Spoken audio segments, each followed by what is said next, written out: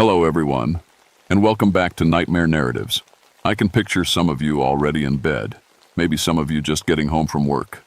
Wherever you are, whatever time it is, I'm glad you're here. If this helps you relax or sleep, please like and subscribe. It means a lot. Now let's get you comfortable, and I'll tell you tonight's story.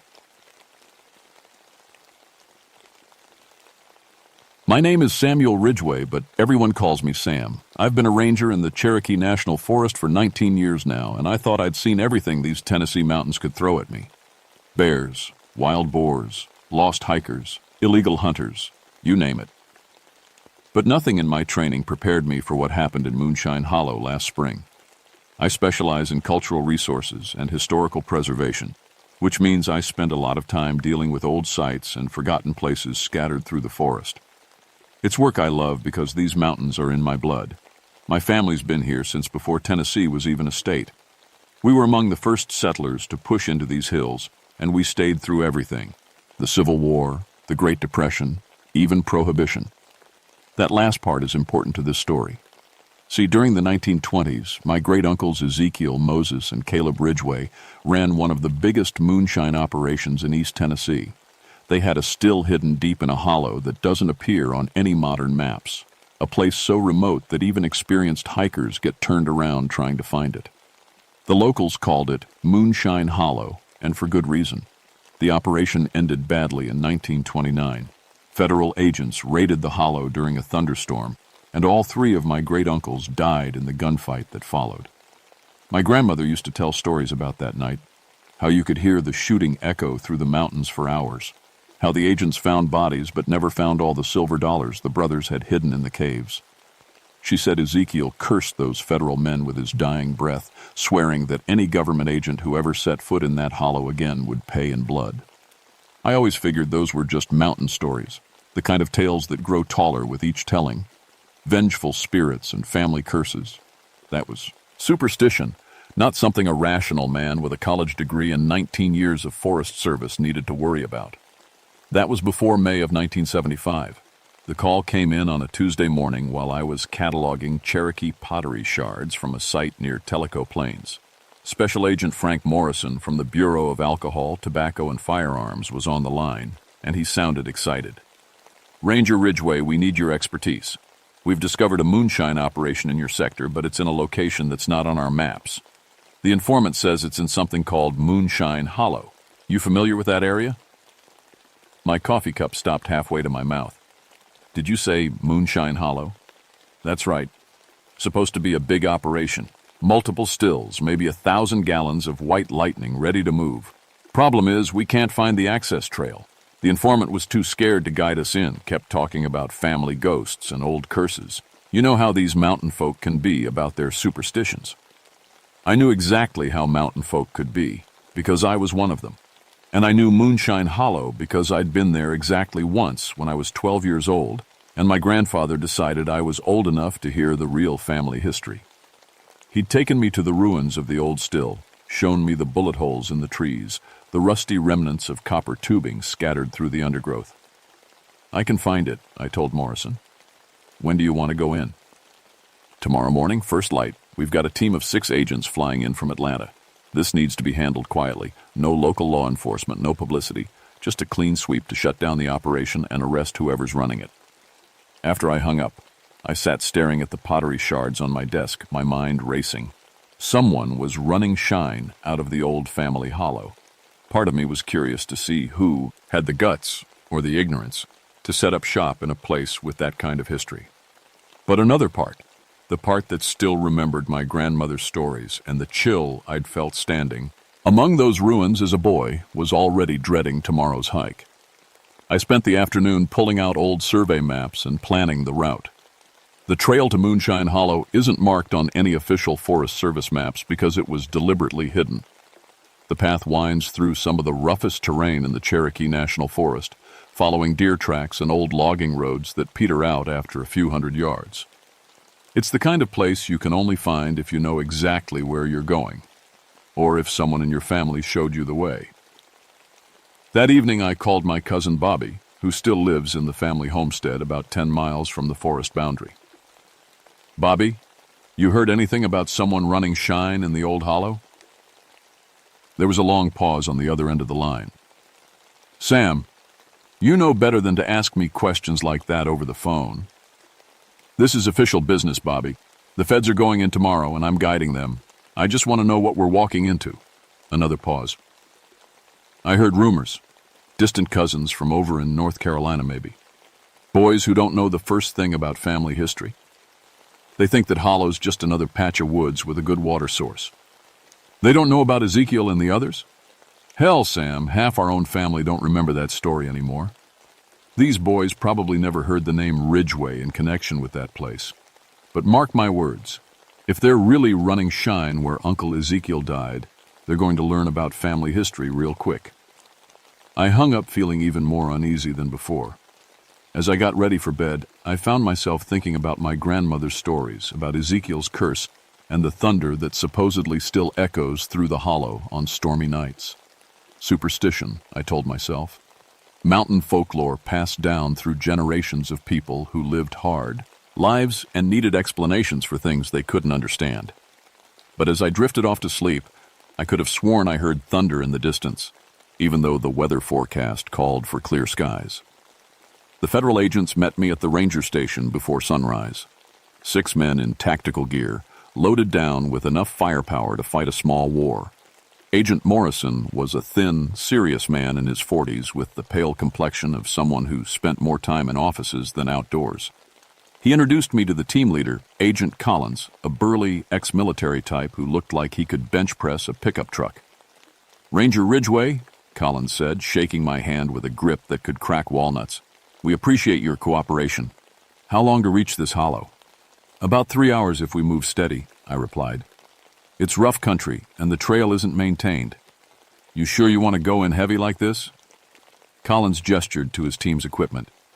"We don't know how many subjects we're dealing with or how well armed they are. These mountain moonshiners can be unpredictable."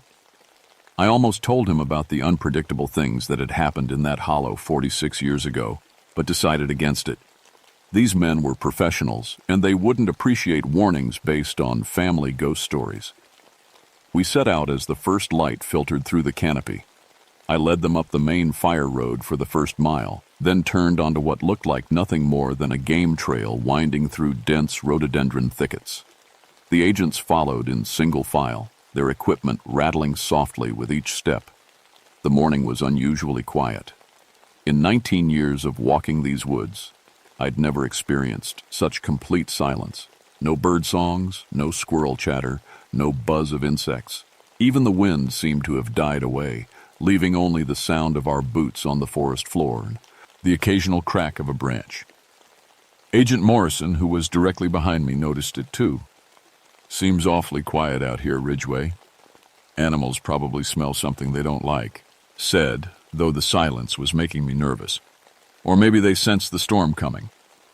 Morrison looked up at the clear blue sky visible through the trees. "What storm?"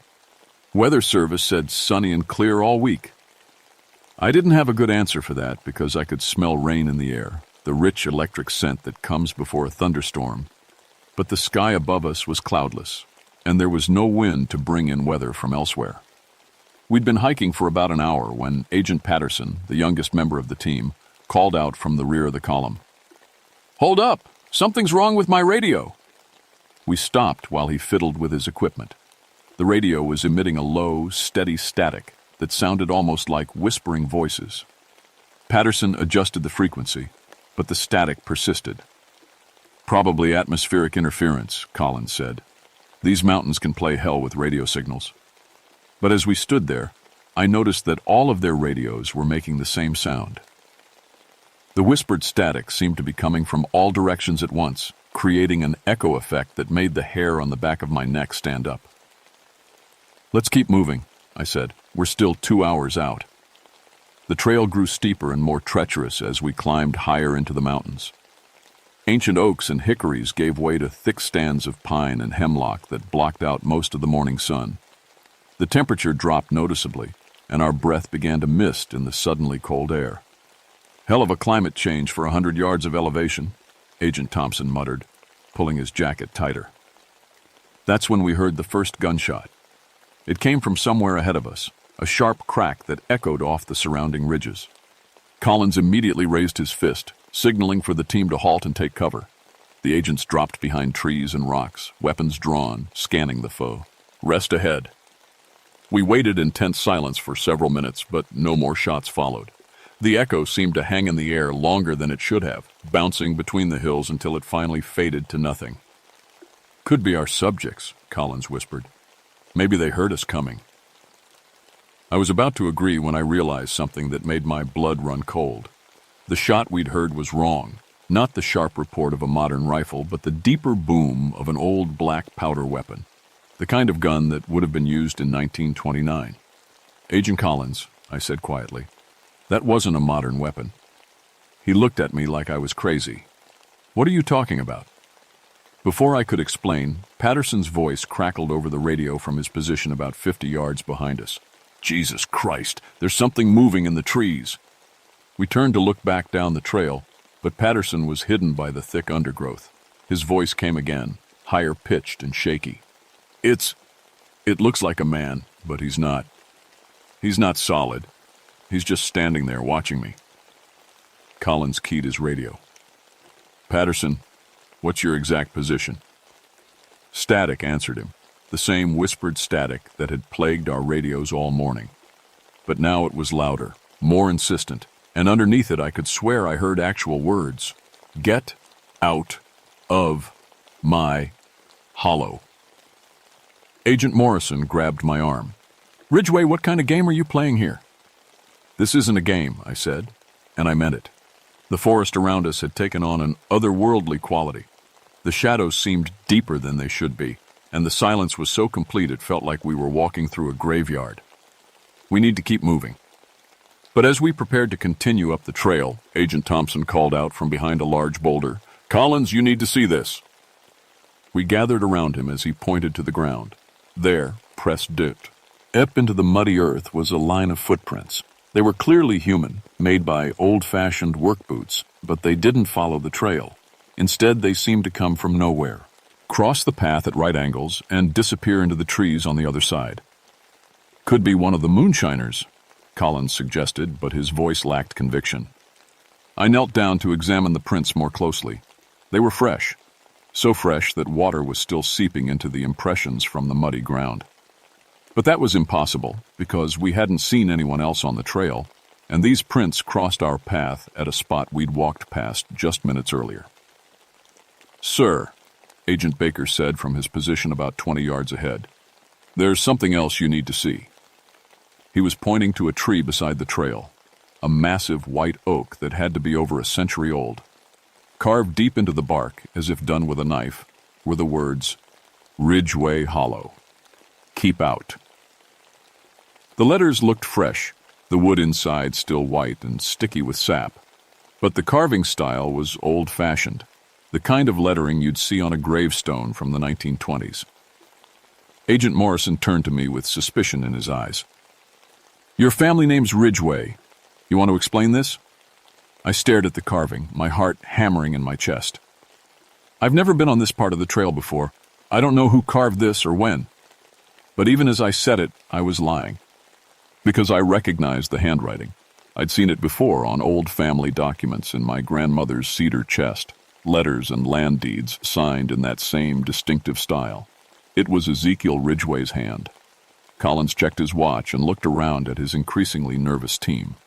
"How much farther to this hollow?" "Maybe an hour," I said, though my instincts were screaming at me to turn around and lead these men back to safety. "We push on," Collins decided, "but everyone stays alert. Something's not right here." As we resumed our hike, the temperature continued to drop.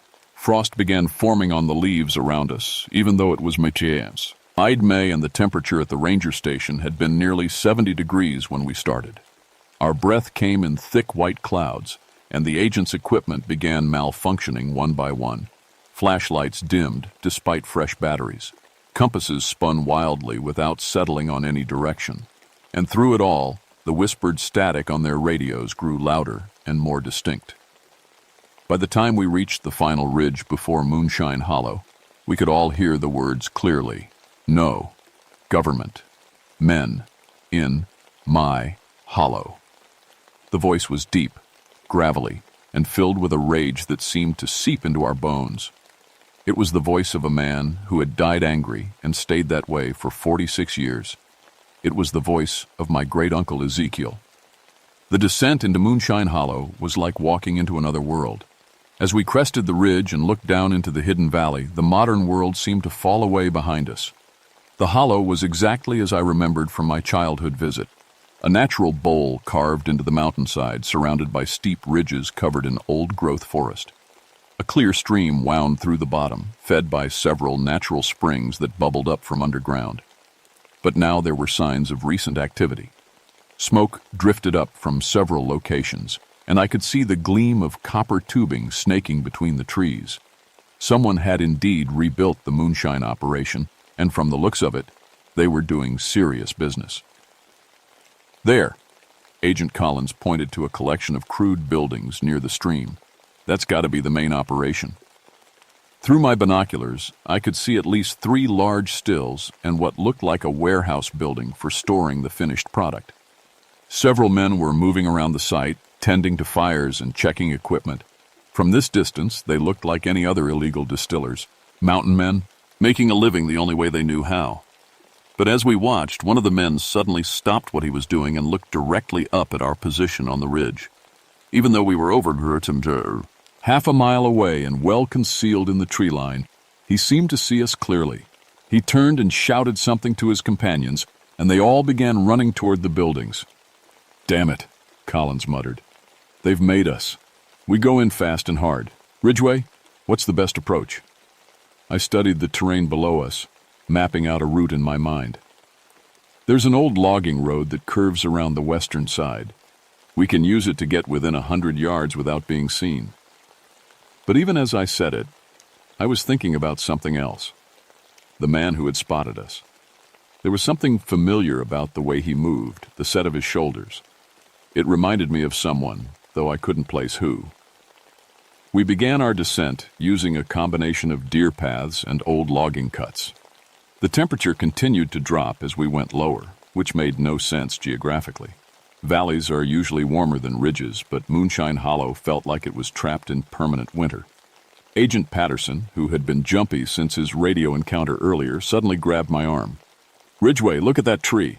He was pointing to an ancient chestnut oak about 50 feet to our right. Hanging from one of its lower branches was a noose, an old one made from hemp rope that had gone gray with age and weather. But despite its apparent age, the rope looked strong enough to bear weight. "Probably left over from the old days," I said, but my voice sounded shaky even to my own ears. These mountains saw a lot of violence during the Moonshine Wars. Agent Morrison examined the rope more closely. "This isn't old, Ridgway. This rope was hung recently. Look at the branch. It's still green where the rope rubbed against it." He was right. The branch showed fresh scars from the rope's movement, and there were footprints in the soft earth beneath the tree. But the prints were the same old-fashioned boot marks. RKS we'd been seeing all morning, the ones that seemed to appear and disappear without explanation. As we continued down into the hollow, we began encountering more evidence of recent supernatural activity. Trees had been stripped of bark in spiral patterns, the exposed wood carved with symbols that looked Cherokee but weren't quite right. Stone cairns appeared along the trail, small stacks of rocks that hadn't been there moments before when we'd passed the same spots. And everywhere the temperature continued to drop. By the time we reached the bottom of the hollow, ice was forming on the stream edges, and our breath hung in the air like fog. "This is impossible," Agent Thompson whispered. "It's got to be 60 degrees warmer at the top of the ridge."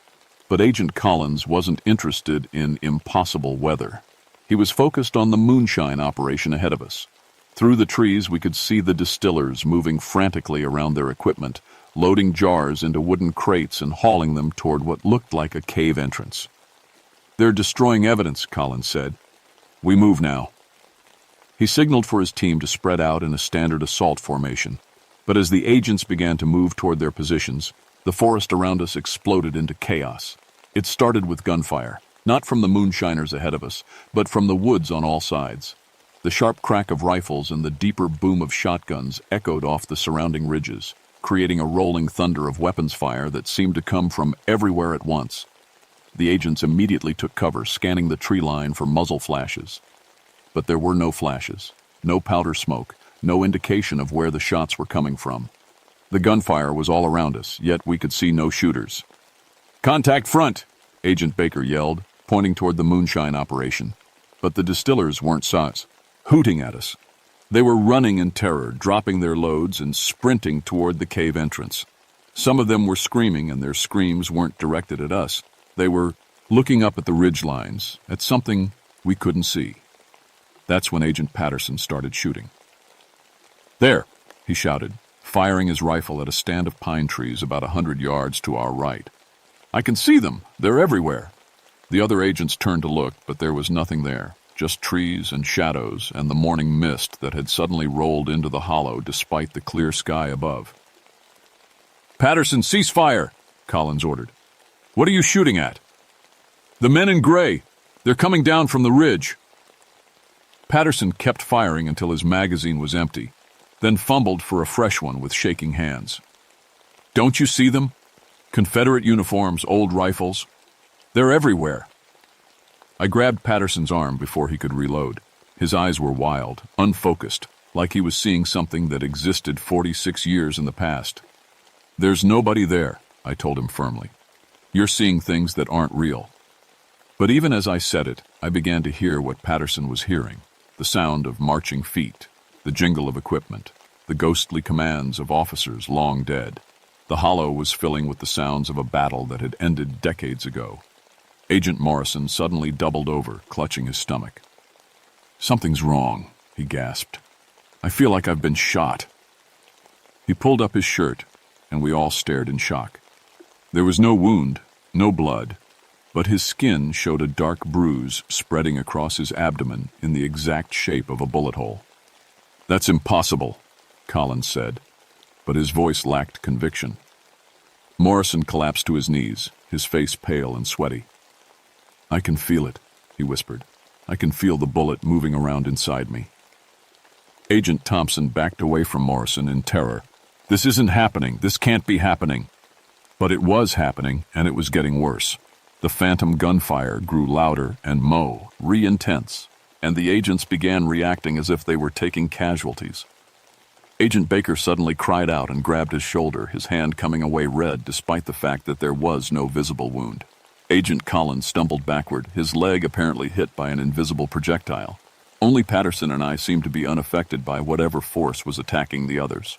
Patterson because he was lost in his own hallucination, and me because I was a Ridgway. As the realization hit me, I heard a voice calling my name from across the hollow. A voice I recognized from childhood stories, deep and rough with the accent of old mountain people. "Samuel! Samuel Ridgway!" I turned toward the sound and saw him. A tall, gaunt man in overalls and a wide-brimmed hat, standing beside one of the ruined stills from the 1929 operation. His clothes were faded and patched, and there were dark stains across his chest that could only be blood. Ezekiel Ridgway, my great-uncle, dead for 46 years, standing in his hollow and calling my name. "You brought them here," he said, and his voice carried clearly across the distance despite the chaos around us. "You brought government men into my hollow." I tried to speak, but my throat felt like it was full of dust. Ezekiel began walking toward us, and with each step he took, the supernatural assault on the federal agents intensified. Morrison was now writhing on the ground, his hands pressed against wounds that existed only in the spirit realm. Collins was trying to apply pressure to a bleeding leg that showed no sign of injury. "I didn't know," I finally managed to say. "I didn't know you were still here." Ezekiel stopped about 20 feet away from us. Up close, I could see the family resemblance clearly. The same sharp cheekbones and deep-set eyes that looked back at me from the mirror every morning. "Still here?" he laughed. "Ged," but there was no humor in it. "Boy, I've been waiting 46 years for more government men to come into my hollow. I told them when they killed me that any federal agent who set foot here would pay in blood. Did you think I was just talking?" Behind Ezekiel, I could see other figures emerging from the woods, Moses and Caleb, his brothers who had died beside him in 1929. They carried old rifles and wore the same blood-stained clothes they had died in. The modern moonshiners had disappeared into their cave, leaving us alone with the ghosts of my family and a team of federal agents who were being systematically destroyed by supernatural forces they couldn't understand or fight. "Stop this," I pleaded with Ezekiel. "These men are just doing their jobs." "Their job is to destroy our way of life," Ezekiel replied. "Same as it was in 1929. Some things never change, Samuel. Government men come into the mountains thinking they know better than the people who've lived here for generations. They come with their badges and their guns and their laws, written by city folk who never worked a day with their hands." Agent Collins, despite his apparent leg wound, managed to draw his sidearm and pointed at Ezekiel. "Federal agents, you're all under arrest." Ezekiel looked at the gun and smiled. Collins pulled the trigger. The bullet passed right through my great-uncle as if he were made of smoke, but the sound of the gunshot seemed to enrage him. His eyes blazed with cold fire, and he raised one translucent hand toward Collins. The agent screamed and fell backward, his body convulsing as if he were being electrocuted. His weapon flew from his hand and disappeared into the underbrush. "Uncle Ezekiel," I said desperately, "please, let them go. They don't know the history of this place. They're not the same men who killed you." "Government men are government men," Ezekiel replied. "They all carry the same stink of authority and oppression. They all deserve the same fate."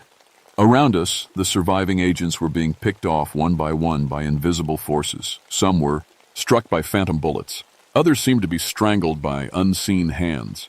Agent Patterson had stopped shooting and was now curled up in a ball, whimpering about Confederate ghosts. I realized that I was watching my colleagues die, and there was only one way to stop it. I had to make a choice between family and duty, the same choice that had torn apart these mountains for generations. The moment of decision arrived like a physical blow to my chest. Around me, 5 federal agents were being systematically killed by the vengeful spirits of my own family, while the modern moonshiners they'd come to arrest cowered in a cave, probably praying to whatever god they believed in that the ghosts would finish us off before turning their attention to the illegal distillery.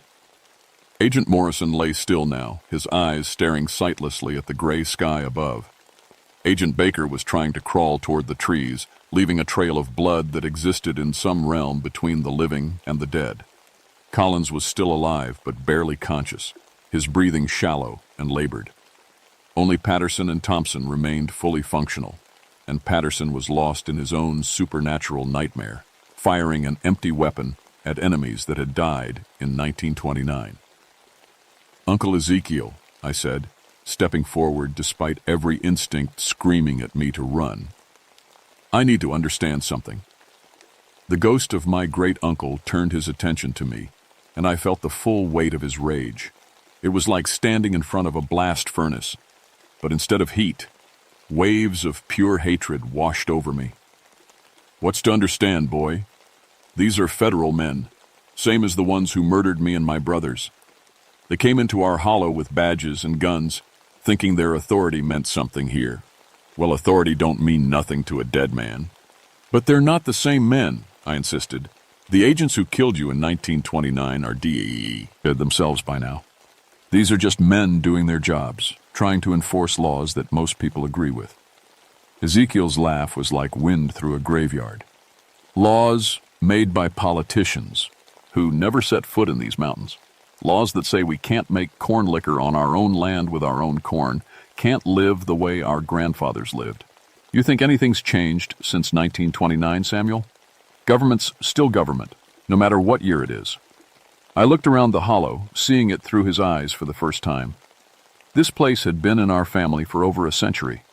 Generations of Ridgways had lived here, worked here, died here. During Prohibition, making moonshine hadn't just been about money. It had been about preserving a way of life that went back to the Scottish and Irish immigrants who first settled these mountains. But I also saw it through my own eyes, shaped by 19 years as a federal employee and a lifetime of education that my great-uncles never had. The laws against illegal distilling existed for good reasons. Untaxed liquor meant lost revenue for schools and roads and public services. Unregulated distilling meant dangerous products that could blind or kill consumers. I understand why you're angry, I said carefully. But killing these men won't bring back 1929. It won't change the laws or bring you and Moses and Caleb back to life. It'll just create more death, more anger, more reasons for the government to send more men into these mountains. Ezekiel considered this, his ghostly form flickering like a candle in the wind. Behind him, the spirits of my other great-uncles waited for his decision. "You're one of us, Samuel," he said finally. "Ridgway blood runs in your veins. You should be helping us protect the hollow, not guiding government men to our door." "I am helping," I replied, "but not the way you think." I pulled out my service radio and tried to raise the ranger station. Static filled the channel, the same whispered static that had been plaguing the federal agents all morning. But underneath the supernatural interference, I could hear the distant voice of my supervisor. "Base, this is Ridgway," I said into the radio. "I need you to send a message to the ATF office in Atlanta. Tell them Agent Collins' team has encountered an extremely dangerous situation in Sector 7. They need to pull back and reassess their approach." Ezekiel's eyes narrowed. "What are you doing, boy?" "I'm trying to save everyone," I said. "These federal agents, the modern moonshiners hiding in that cave, and maybe even you and your brothers." I turned to address the spirits of all three men. "You've been guarding this hollow for 46 years, punishing anyone who tries to continue the old business. But the men hiding in that cave, they're family too. Distant cousins who came here not knowing the history, not knowing about your curse." From the cave entrance I could hear voices, young men calling out in fear and confusion. The modern moonshiners were trapped between supernatural vengeance and federal law enforcement, just like their predecessors had been in 1929. "Cousin Bobby told me they're North Carolina boys," I continued. "Ridgways who never heard the family stories, never knew this hollow was sacred ground. They came here looking for good water and remote location, same as any moonshiner would. They didn't mean to disturb your rest." Ezekiel looked toward the cave, his expression thoughtful. "Ridgways? Third or fourth cousins, probably. Great-grandsons of men who left these mountains during the Depression, looking for work in the cities. Their families forgot the old stories, forgot the connection to this place." I could see the conflict in my great-uncle's ghostly face. Family loyalty ran deep in mountain culture, deeper even than the desire for revenge against the federal government. Agent Thompson, who had been quietly trying to help his wounded colleagues, suddenly stood up and pointed his rifle at me. "Ridgway, what the hell is going on here? Are you working with these moonshiners?" "Put the gun down, Thompson," I said without taking my eyes off Ezekiel. "You can't shoot a ghost, and shooting me won't solve anything." "I can see them now," Thompson said, his voice shaking. "I can see the dead men. How is that possible?" "Because you're in their place," I replied. "This hollow exists in more than one time. Past and present are mixed up here, and the dead have as much claim to it as the living." I turned back to Ezekiel. "Uncle, I'll make you a deal. Let these federal agents live, and I'll make sure the government boys understand that this hollow is off limits. I'll use my position with the Forest Service to have it designated as a historical site, protected from development and interference. And the shiners hiding in the cave? That's family business," I said. "I'll talk to them, explain the history, help them understand why this place is sacred. They can set up shop somewhere else, somewhere that doesn't have ghosts standing guard." Ezekiel looked at his brothers, some form of silent communication passing between them. The phantom gunfire that had been echoing through the hollow gradually faded away, and the supernatural cold began to lift. "You give me your word, Samuel, as a Ridgway?" "I give you my word." The ghost of my great-uncle nodded slowly. "Then we got a deal. But if more government men come here looking to interfere with family business, the curse still stands. Next time, there might not be any negotiating." Around us, the wounded federal agents began to recover. Their phantom injuries faded away like bad dreams, leaving them shaken but alive. Agent Collins sat up, looking around in confusion. "What happened? I remember being shot. You were, I said, but not by anyone living. I walked toward the cave entrance, calling out to the men hiding inside. This is Ranger Sam Ridgway. I'm family. Come out so we can talk. After a few minutes, 3 young men emerged from the cave. They were indeed Ridgways. I could see the family resemblance immediately. The oldest, probably in his late 20s, stepped forward cautiously. You're really our cousin? That's right. And we need to have a serious conversation about the history of this place. As I explained to them about the 1929 raid and the family curse, I watched understanding dawn in their faces. They hadn't known they were building their stills on a graveyard. They thought they'd just found a good remote location with clean water and easy access to transportation routes. Agent Collins, still weak from his supernatural experience, listened to everything with growing amazement. Are you telling me we were attacked by ghosts? I'm telling you this hollow is protected by forces that don't recognize federal authority, I replied. And it's going to...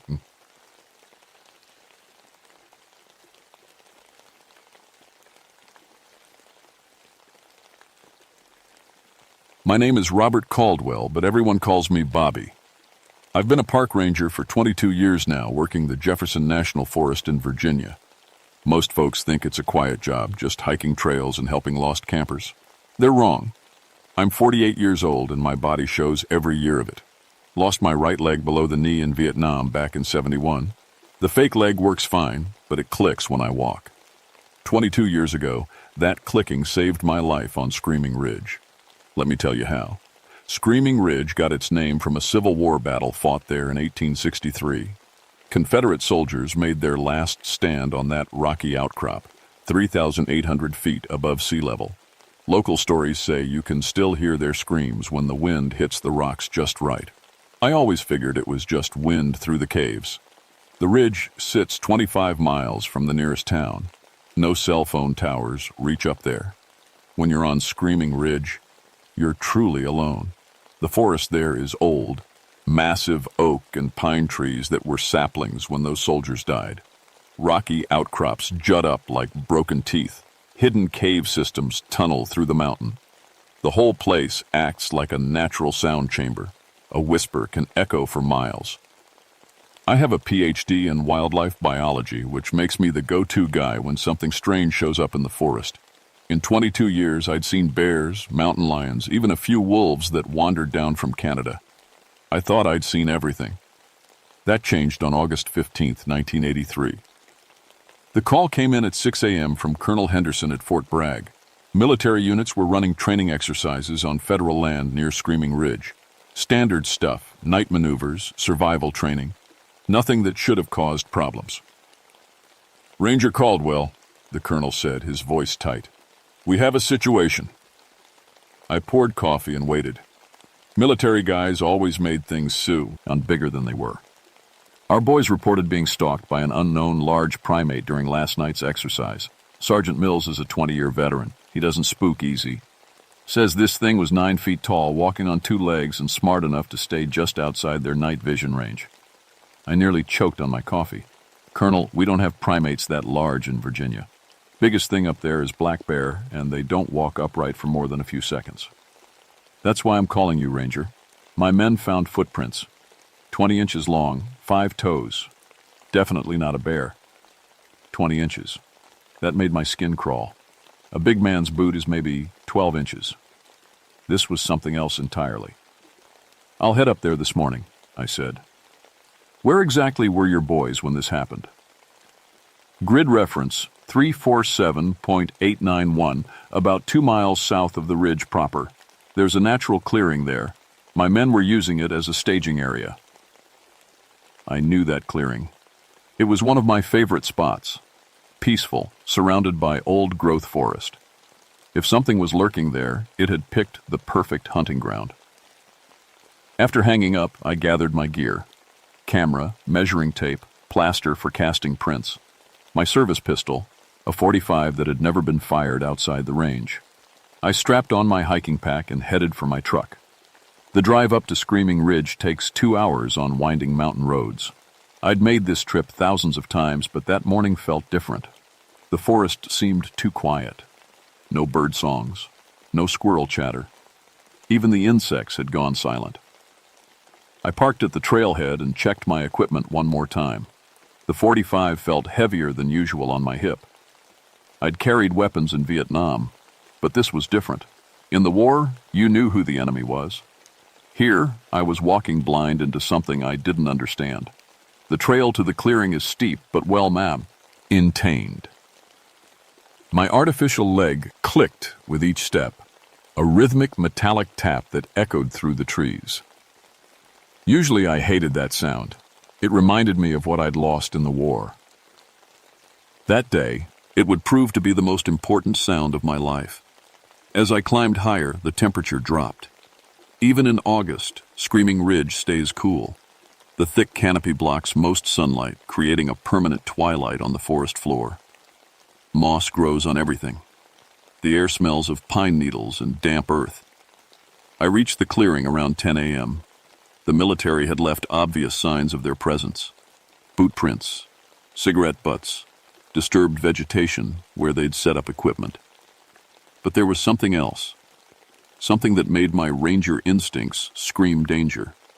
The normal forest sounds were completely gone. No bird calls, no insect buzz, no wind through the leaves.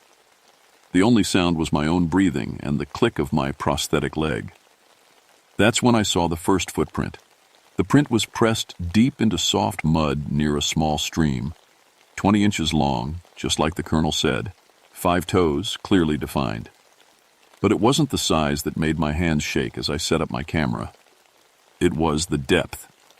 I knelt beside the print, ignoring the sharp pain in my artificial leg. The impression was almost 2 inches deep in packed mud that would barely show my own boot print. Whatever made this track weighed at least 800 pounds, maybe more. I took photos from every angle, then mixed plaster for a cast. While it dried, I followed the trail. The prints led from the stream toward the tree line, spaced about 5 feet apart. A human takes steps of maybe 3 feet. This thing had legs like telephone poles. But here's what really scared me. The prints showed it had been watching the soldiers from the forest edge. Multiple impressions in the same spot, different depths, like it had been shifting its weight while observing. This wasn't some dumb animal wandering through. This was something that studied human behavior. I followed the trail for half a mile. The prints led deeper into the folds, rest toward the rocky outcrops below Screaming Ridge proper. As I climbed higher, I noticed broken branches, not snapped randomly, but bent aside in a pattern, like something tall was making its own path through the forest. My radio crackled. "Ranger station to Caldwell. Come in." I keyed the mic. "Caldwell here. Bobby, got another call from Fort Bragg. They want to know if you found anything." I looked at the massive footprint cast drying in my backpack. "Tell them I'm still investigating. Need another day or two." "Copy that. Be careful up there, Bobby. Weather Service is calling for storms tonight." Great. Rain would wash away any remaining tracks. I needed to work fast. I pushed deeper into the forest, following the broken branch trail. The trees grew thicker, older. Some of these oaks were probably here when Civil War soldiers fought and died on this mountain. The thought made me shiver. Around 2 p.m., I found the first real evidence of the creature's intelligence. In a small clearing, maybe 50 feet across, someone, or something, had arranged rocks in a perfect circle. 12 stones, each about the size of a bowling ball, placed exactly the same distance apart. In the center sat a larger rock, flat, like a table. No animal does this. Animals don't arrange rocks in geometric patterns. This showed planning, intelligence, maybe even ritual behavior. I photographed everything, but my hands were shaking so bad the first few shots came out blurred. I forced myself to breathe slowly, focus on the job, but my ranger training was screaming warnings. This wasn't natural animal behavior. I was kneeling to examine the center stone when I heard it. A low rumble, like distant thunder, but the sky was clear. The sound came from the forest around me, echoing off the rocky ridge above. It lasted maybe 10 seconds, then faded to silence. Every hair on my body stood up. That wasn't some teeth thunder. That was a voice. Something big, somewhere in the trees around me, had made a sound that could only be described as speech. Deep, resonant, but definitely vocalization with purpose behind it. I grabbed my radio. "Ranger Station, this is Caldwell. I need backup up here. Send Sheriff Matthews if he's available." Static. Then more static. The radio was dead. Either the batteries had died, which they shouldn't have, or something was interfering with the signal. I checked my watch. 2:30 p.m. Plenty of daylight left, but the forest felt darker somehow. The trees seemed to close in around the clearing. Every shadow looked like it might be hiding something massive. That's when I noticed the smell. It hit me like a punch to the gut, a mix of wet fur, rotting meat, and something else. Something wild and ancient that made my primitive brain want to run screaming down the mountain. The smell of a predator, a big one. I pulled out my .45 and chambered around. The metallic click echoed through the clearing like a gunshot. Whatever was out there would know I was armed now. Whether that was good or bad remained to be seen. The smell got stronger. Somewhere close, something was moving. I couldn't see it, couldn't hear it, but every instinct screamed that I was being watched. I started backing toward the trail, keeping my pistol ready. My artificial leg clicked with each step. The sound that usually embarrassed me now seemed reassuring. At least I could hear myself move. That's when I realized the significance of my clicking leg. In Vietnam, we'd been trained to move silently. A clicking sound would give away your position to the enemy. But whatever was stalking me hadn't attacked when I was standing still taking photographs. It hadn't moved when I was kneeling at the stone circle. The clicking warned it I was there. It was staying back because it knew I was armed. This thing wasn't just intelligent. It understood weapons. I made it back to the main trail without incident, but I could feel eyes following me all the way down the mountain. Twice, I spun around. With my gun drawn, sure something was right behind me. Both times, I saw only empty forest. But as I reached my truck, I found one more piece of evidence that made my blood freeze. Deep claw marks scored the driver's side door. 4 parallel grooves, each as wide as my thumb, carved through the metal like it was butter. The marks were fresh, bright metal showed through the scratched paint. Whatever I'd encountered on Screaming Ridge had followed me to my truck. It had touched my vehicle while I was hiking in the forest. It could have easily destroyed my only way off the mountain. But it didn't. It just left a message. I know you're here. I didn't sleep that night. Every time I closed my eyes, I saw those claw marks on my truck door. Deep gouges that would have taken incredible strength to make. And the intelligence behind them scared me more than the strength. The creature could have slashed my tires, smashed my windows, disabled the engine. Instead, it left marks I would definitely see, but that wouldn't strand me. It was communicating. The message was clear. I can get to you anytime I want. At dawn, I called Colonel Henderson. I need to know exactly what your men saw up there. I told you, Ranger. Large primate, bipedal, approximately 9 feet tall. Colonel, I need details. What exactly did it do? How did it move? Did it make any sounds? A pause. Sergeant Mills is here. I'll put him on. The voice that came on the line was steady, professional. Ranger Caldwell? This is Mills. 20-year Army veteran. I've seen combat in 3 wars. What I saw on that ridge... He paused. Sir, it was studying us. My stomach clenched. What do you mean? We were running night maneuvers. Standard patrol formation. About 2,200 hours, Johnson spotted movement in the tree line. We all assumed it was a deer. Then it stood up. Stood up how? Like a man, sir. Smooth. Natural. It rose to full height and just watched us. Had to be 9 feet tall, maybe more. Broad shoulders. Long arms. We could see its outline against the stars. I was taking notes frantically. Did it move toward you? No, sir. It stayed at the forest edge. But here's the thing. It followed our patrol. For 2 hours, it paced us through the trees, staying parallel to our route, always at the same distance. When we changed direction, it changed direction. When we stopped, it stopped. That made my skin crawl. Did anyone try to approach it? Rodriguez wanted to investigate. He started toward the tree line. The thing let out this sound. Christ, Ranger, I've heard dying men scream, but this was different, lower, more powerful, like a foghorn made of rage. Rodriguez stopped dead in his tracks. Then what happened? It melted back into the forest, just vanished. But we found tracks the next morning, big ones. After hanging up, I sat in my office, staring at the plaster cast I'd made. 20 inches long, clearly defined toe impressions. Heel strike showing it walked upright with a human-like gait, but the size was impossible. I called Dr. Sarah Chen at Virginia Tech, an expert on regional wildlife. After describing what I'd found, she was quiet for a long moment. Bobby, there's no known primate in North America that matches your description. The largest reported Bigfoot sightings come from the Pacific Northwest, and even those are considered unreliable by the scientific community. Sarah, I have physical evidence. Footprints, claw marks, witness testimony from trained soldiers. I'm not doubting what you found. I'm saying it doesn't fit any known species. If this thing exists, it's something new to science. Something new to science. That should have excited me. A career-making discovery. Instead, it terrified me. Unknown meant unpredictable. Unknown meant dangerous.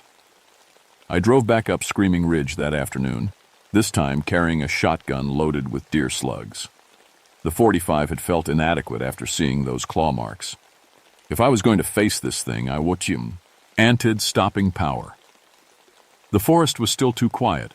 No birds, no insects, no small animal sounds. It was like the entire ecosystem was holding its breath. I hiked back to the stone circle, hoping daylight would make it seem less ominous. The rocks had been rearranged.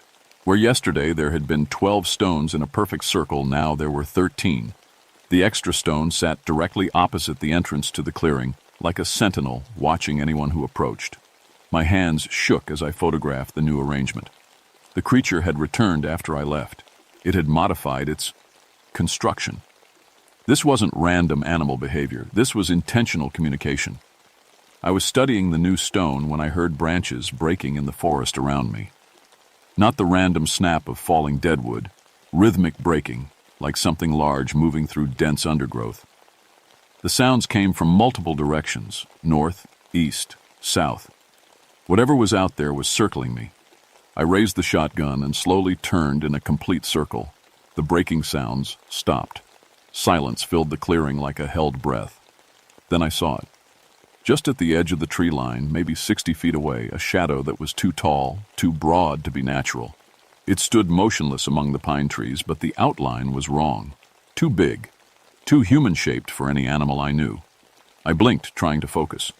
When I looked again, it was gone. But now I could smell that wild, ancient scent. Wet fur and something else. Something that made my primitive brain scream danger. The smell was stronger now, closer. "I know you're there," I called out, surprised by how steady my voice sounded. "I'm not here to hurt you." The forest absorbed my words without echo. Then, from somewhere behind me, came a sound that made my blood freeze. Low, rumbling vocalization. Not quite human speech, but definitely communication.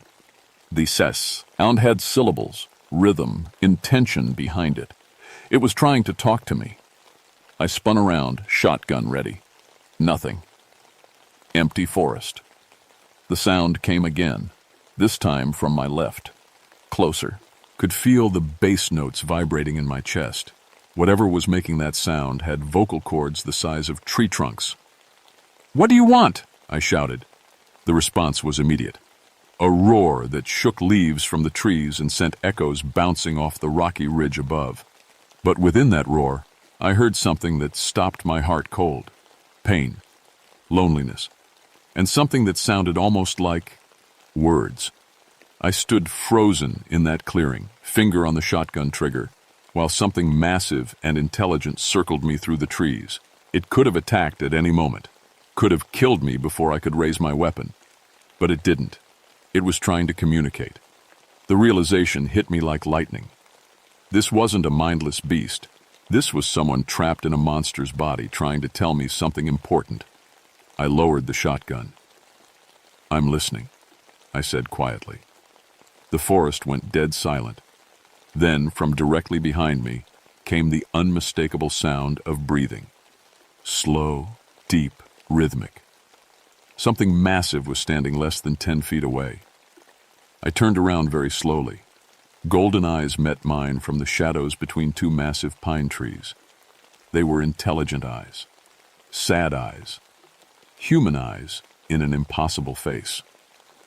The creature stepped into the clearing, 9 feet tall, broad shoulders covered in dark, matted fur, long arms that hung nearly to its knees. But the face, God help me, the face was almost human, scarred and weathered with those intelligent golden eyes that held too much pain for any animal. It stood completely still, watching me with the patience of someone who had waited a very long time to be seen. I kept the shotgun lowered but ready. My hands weren't shaking anymore. Strangely, I felt calm. This close, the creature's scent wasn't as overwhelming. Beneath the wild animal musk, I caught something else. Something familiar. Gunpowder. Old leather. The italic smell of blood that never quite washes away. Combat smells. Smells I knew from Vietnam. The creature raised one massive hand, not a claw, a hand with fingers, and pointed at my artificial leg. Then it made that low rumbling sound again, but this time I caught actual words hidden in the deep vocalization. Soul. Dire. My heart nearly stopped. You're trying to say soldier. It nodded. A completely human gesture from something that shouldn't exist. You were a soldier, I said. Another nod.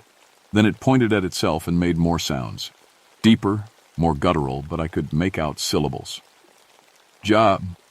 Cobb. Hen. Der. Son. Henderson. The same name as the colonel who'd called me. Jacob Henderson. You're related to Colonel Henderson?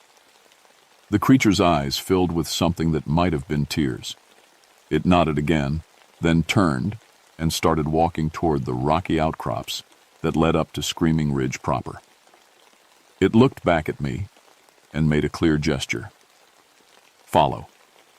Every survival instinct told me to run, but those eyes, I'd seen that same look in Vietnam.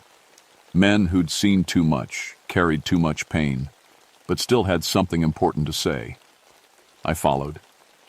The creature moved through the forest like it owned it. No broken branches now, no disturbed vegetation. It flowed between the trees like water, occasionally looking back to make sure I could keep up with my artificial leg. We climbed toward the ridge for 20 minutes before reaching a cave entrance I'd never seen in 22 years of hiking these mountains. The opening was hidden behind a curtain of vines and fallen rocks. Without the creature's guidance, I would have walked past it 100 times. The creature paused at the entrance and looked at me. Those golden eyes held a question. Do you trust me? I had no logical reason to trust a 9-foot monster. But something in those eyes reminded me of every good soldier I'd ever served with. Men who'd die before betraying a fellow warrior. I nodded. The cave was larger inside than the entrance suggested. Natural limestone chambers, connected by narrow passages. The creature moved confidently through the darkness, but I had to use my flashlight to avoid falling into crevices. In the largest chamber, my light revealed something that made me gasp. Civil War artifacts covered every surface.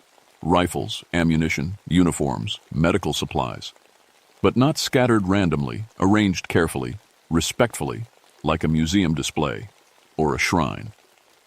The creature gestured toward one wall where a Confederate uniform hung on wooden stakes. The gray wool was faded and moth-eaten, but still intact. Beside it hung a leather pouch containing what looked like personal letters. I approached cautiously. The creature watched as I examined the uniform. On the collar were the chevrons of a sergeant. Embroidered inside the jacket was a name. Jacob Henderson, 33rd Virginia Infantry. Jesus Christ, I whispered. The creature moved to another part of the chamber and picked up something from a natural stone shelf. It brought the object to me, a daguerreotype photograph in a cracked silver frame. The image showed a young man in Confederate gray, maybe 20 years old, with dark hair and a serious expression. But the eyes were golden, just like the creature standing beside me. "Jacob Henderson," I said quietly. "You've been here since the war." He nodded, then made more of those deep, rumbling sounds. This time I heard more words. "Cursed. Spring. Can't. Die." He gestured for me to follow again, deeper into the cave system.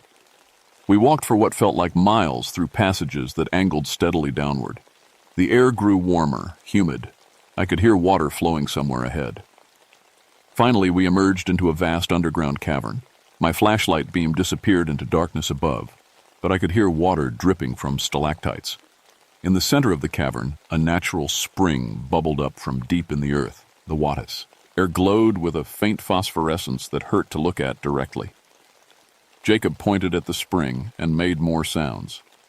Gradually, I pieced together his story. Wounded in the battle on Screaming Ridge, bleeding to death, he'd crawled into these caves, seeking shelter, found the spring, drank the glowing water to ease his thirst before dying. Instead of dying, he had transformed, grew larger, stronger, gained the ability to heal from any wound, but lost his human appearance, his human voice, became something that could never return to the world above. For 120 years, he'd been trapped in these mountains, watching over the battlefield where his unit died, protecting it from those who would disturb the dead. "The military exercises," I said. "You were protecting the burial sites." He nodded vigorously, then led me to another chamber. This one contained recent items, military equipment, maps, photographs. He'd been collecting intelligence on the modern soldiers, trying to understand their intentions. But something else was in this chamber: plans, blueprints, official documents with military seals. I picked up one of the documents and felt my blood turn to ice. Proposed development site, Screaming Ridge Military Training Facility, permanent installation. They were going to build a base here, on top of the battlefield, on top of the unmarked graves of Jacob's unit. "They don't know," I said. "The military doesn't know there's a cemetery here." Jacob made sounds of desperate agreement. He pointed at another document, an archaeological survey that had somehow missed the burial site. I understood now. Jacob wasn't a monster terrorizing soldiers. He was a guardian, trying to protect his fallen comrades from desecration, but he couldn't communicate with modern humans. His appearance was too frightening, his voice too changed. "You need my help," I said. "You need someone who can speak for you." He nodded, then did something that broke my heart. The massive creature knelt before me in a position of military respect, like a soldier reporting to a superior officer. Here was a man who'd served his country, paid the ultimate price, and continued serving for over a century.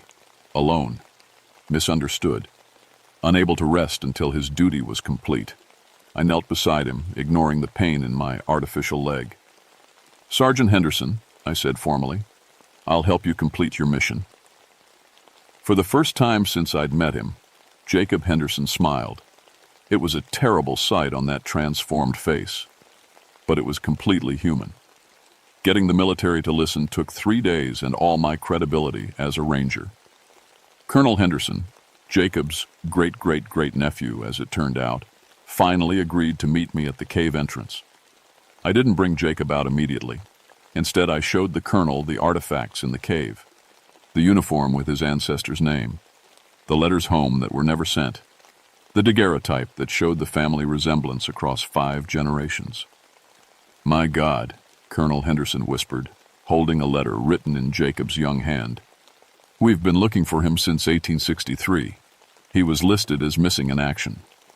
Then I told him about the spring, about the transformation, about 120 years of solitary duty. The colonel listened without interruption, occasionally touching the letter from his ancestor. When I finished, he was quiet for a long time. "You're asking me to believe my great-great-great-uncle is still alive, as a 9-foot cryptid. I'm asking you to meet him."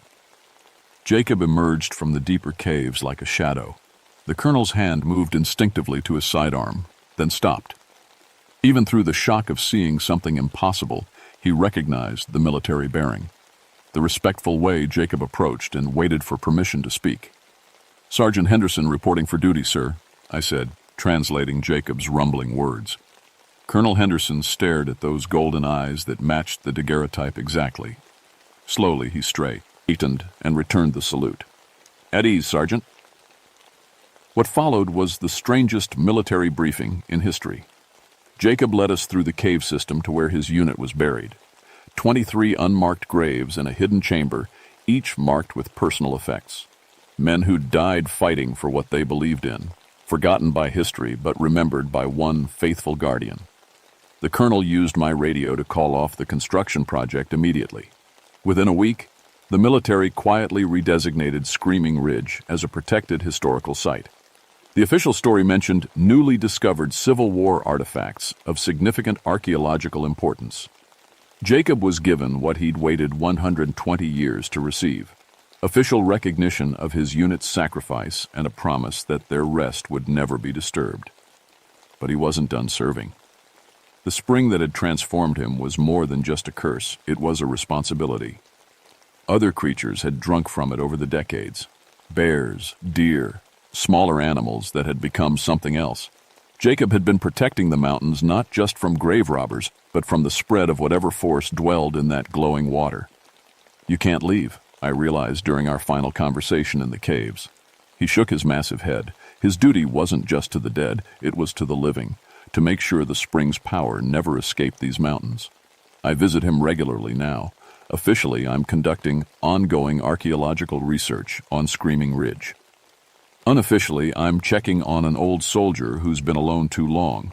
The military has a new policy about training exercises near protected historical sites. They avoid Screaming Ridge entirely, which suits Jacob fine. He prefers the silence. But sometimes, late at night when storms roll through the mountains, hikers still report hearing screams echoing from the rocky ridge. They're not screams of the dying, though. They're the sounds of a guardian calling roll, making sure his men are still safe in their eternal rest. And in the deepest part of those caves, beside a spring that glows with unnatural light, Sergeant Jacob Henderson continues his watch, not as a monster, but as what he's always been, a soldier who refuses to abandon his post. Some duties don't end with death. Some promises last forever. I learned that on Screaming Ridge from a man who became something impossible rather than break faith with his fallen brothers.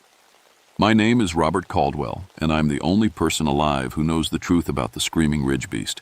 He's not a monster at all. He's the best soldier I've ever known.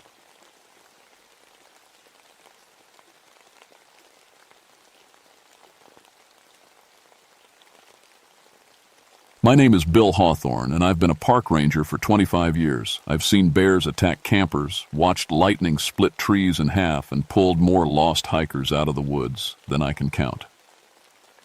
But what happened on Copper Ridge that Halloween night changed everything I thought I knew about these mountains. I work the George Washington National Forest in Virginia, mostly the backcountry areas where cell phones don't work and the nearest road is miles away. At 52, I was just 3 years from retirement, looking forward to fishing and not worrying about tourists who think they can hike 10 miles in flip-flops. Copper Ridge is the highest peak in my area. It's an 8-mile hike to get there, straight up through thick forest that gets darker the higher you climb. The trees grow weird up there, twisted and stunted like something's been keeping them from growing right. Local folks have always said strange things about that ridge. Old stories about witches and devils that I never paid much attention to. The trouble started on October 28th when 3 college kids came stumbling into the ranger station, looking like they'd seen a ghost. They were shaking, covered in scratches, and could barely speak straight. "There's something up there," the girl kept saying.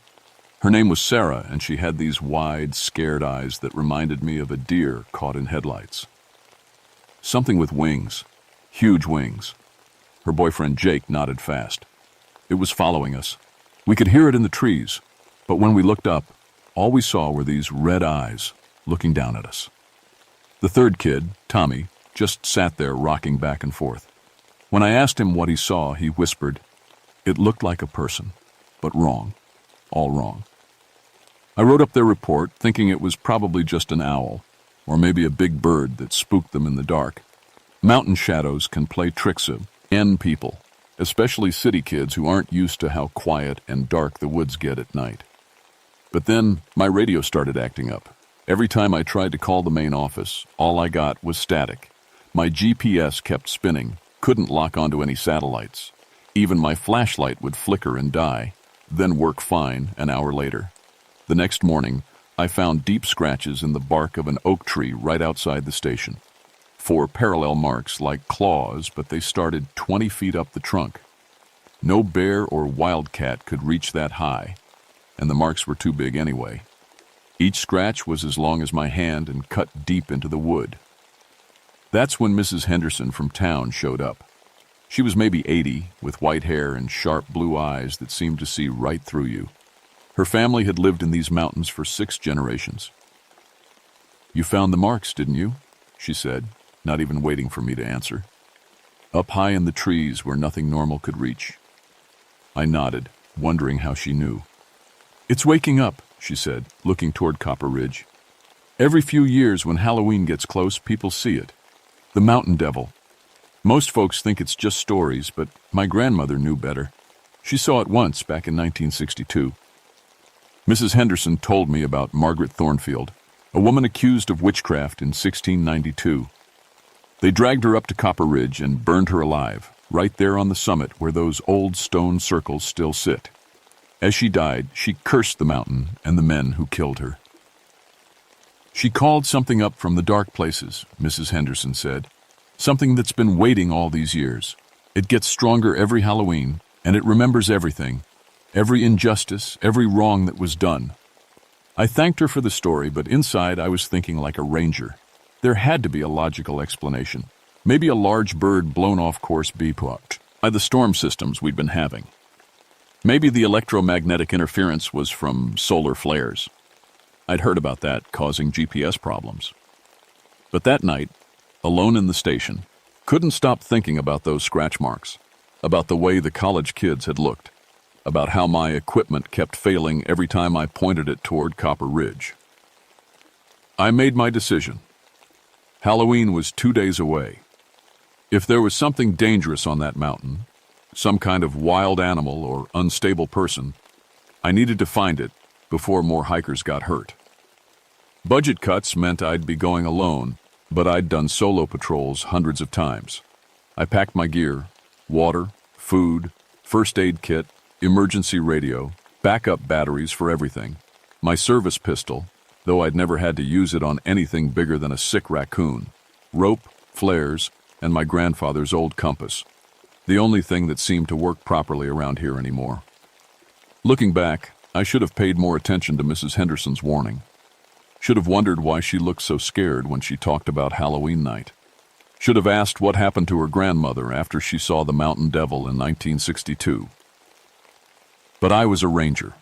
It was my job to keep people safe, and I'd never run from anything in my life. I started up the trail to Copper Ridge before dawn on October 30th. The forest felt different that morning, too quiet, like all the birds and small animals had packed up and left. My boots crunched on dead leaves, the only sound for miles. The hike usually takes about 4 hours, but I was taking my time, looking for signs of whatever had spooked those college kids. I found more claw marks on trees as I climbed higher, always up where no normal animal could reach. Some of the marks were fresh, still weeping sap. Around noon, I came across their campsite. The tents were still there, but they'd been shredded like paper. Sleeping bags torn open, stuffing scattered everywhere. Their food was untouched, but their electronics, phones, cameras, GPS devices, were all crushed into pieces. I found a trail cam they'd set up pointing toward the ridge. The memory card was missing, but the camera itself was bent in half like someone had grabbed it and twisted. The metal was still warm to the touch. That's when I noticed the prints. They started at the edge of the campsite and led toward a cliff face about 30 yards away. At first, I thought they were human footprints, bare feet, about size 12. But as I followed them, they got strange. The stride was too long, like whatever made them was taking 10-foot steps. And near the cliff, they just stopped. I looked up. The rock face went straight up for about 60 feet. No way to climb it without ropes and gear. But something had gone up there, because I could see more claw marks in the stone itself. I was photographing the prints when my radio crackled to life. "Base to Ranger Hawthorne. Come in, Bill." I grabbed the radio, surprised it was working. "This is Hawthorne. I'm at the campsite on Copper Ridge. Found some property damage, but no signs of the hikers who reported the incident." "Roger that. Listen, Bill, we're getting reports of more disturbances. Family camping at Bear Creek says they heard screaming last night, coming from your direction." My blood went cold. Bear Creek was only 3 miles from where I stood. What kind of screaming? Not human, according to them. Said it sounded like a person in pain, but wrong somehow. Lasted about 10 minutes, then stopped. I was about to respond when the radio went dead. Just static, then nothing. I tried my cell phone. No signal. My GPS was spinning again, couldn't find any satellites. I decided to push on to the summit. If there was an injured person up there or some kind of dangerous animal, I needed to find it before dark. The last 2 miles to Copper Ridge are the hardest part of the hike. The trail switchbacks up a steep slope covered in loose rocks and thorny bushes. But as I climbed, I started noticing that the plants were dying. Not just the normal autumn browning. They were black and withered, like something had poisoned the soil. I reached the summit just as the sun started to set. Copper Ridge is maybe 50 yards across, mostly flat rock with those old stone circles Mrs. Henderson had mentioned. They're not natural. Someone built them, arranged the stones in perfect rings about 6 feet across. Local archaeologists think they're Native American, but they've never been able to date them properly. In the center of the largest circle, I found what was left of Tommy. I'd seen animal attacks before, but nothing like this. His body was torn apart but not eaten. Whatever killed him had taken its time. The worst part was his face, frozen in a scream, eyes wide with terror. He'd been alive when it started. I was calling it in on my radio when I realized it was working again. But the voice that answered wasn't from my dispatch. "William Hawthorne." It spoke my name like it had been waiting for me. "Who is this? Identify yourself."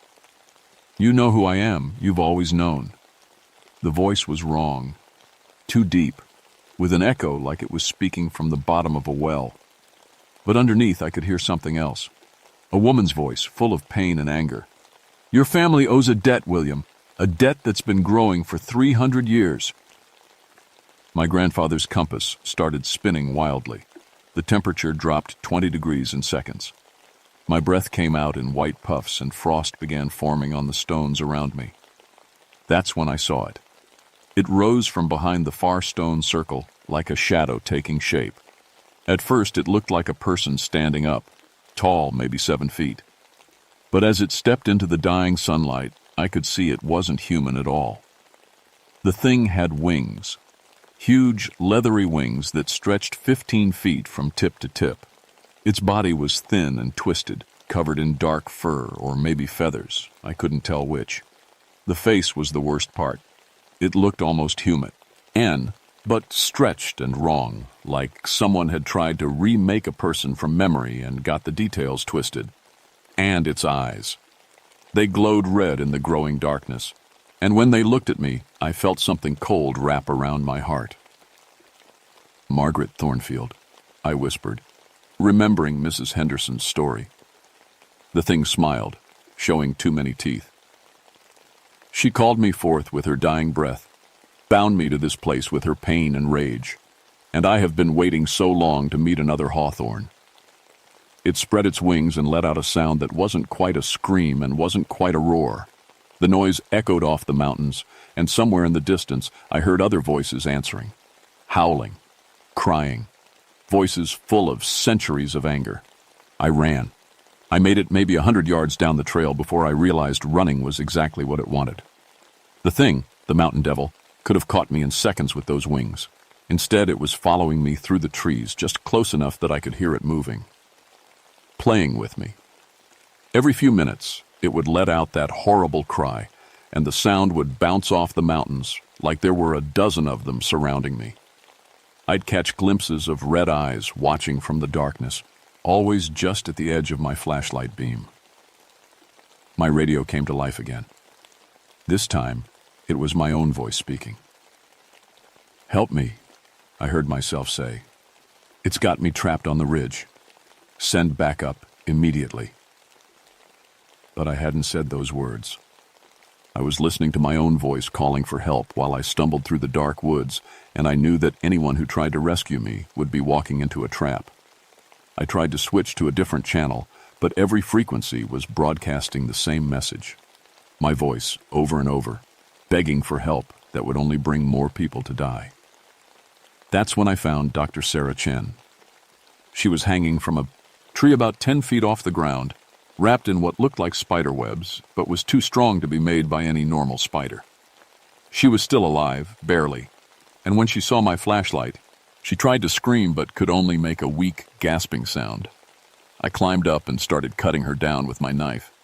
She was one of the college kids who'd reported the sighting, but she wasn't supposed to be here. The three of them had left the mountain after giving their report. "It made us come back," she whispered when I got the webbing away from her mouth. "Called to us in our dreams. Jake and Tommy came first. I tried to stay away, but I couldn't. It was in my head, showing me things. I helped her down from the tree, but she could barely stand. Both her legs were broken, twisted at angles that made my stomach turn. Where are Jake and Tommy now?" She pointed up the mountain with a shaking hand. "It's collecting us, taking us to the stone circles one by one. Saving you for last because you're special. You're a hawthorn." That's when the voice came again, but this time it was speaking from Sarah's mouth. Her eyes rolled back until only the whites showed, and when she spoke, it was in that same deep, echoing tone I'd heard on the radio. "William Hawthorne, descendant of Magistrate William Hawthorne, who condemned an innocent woman to burn. Your ancestor's sin lives in your blood. You will pay for his crimes." Sarah's body went limp.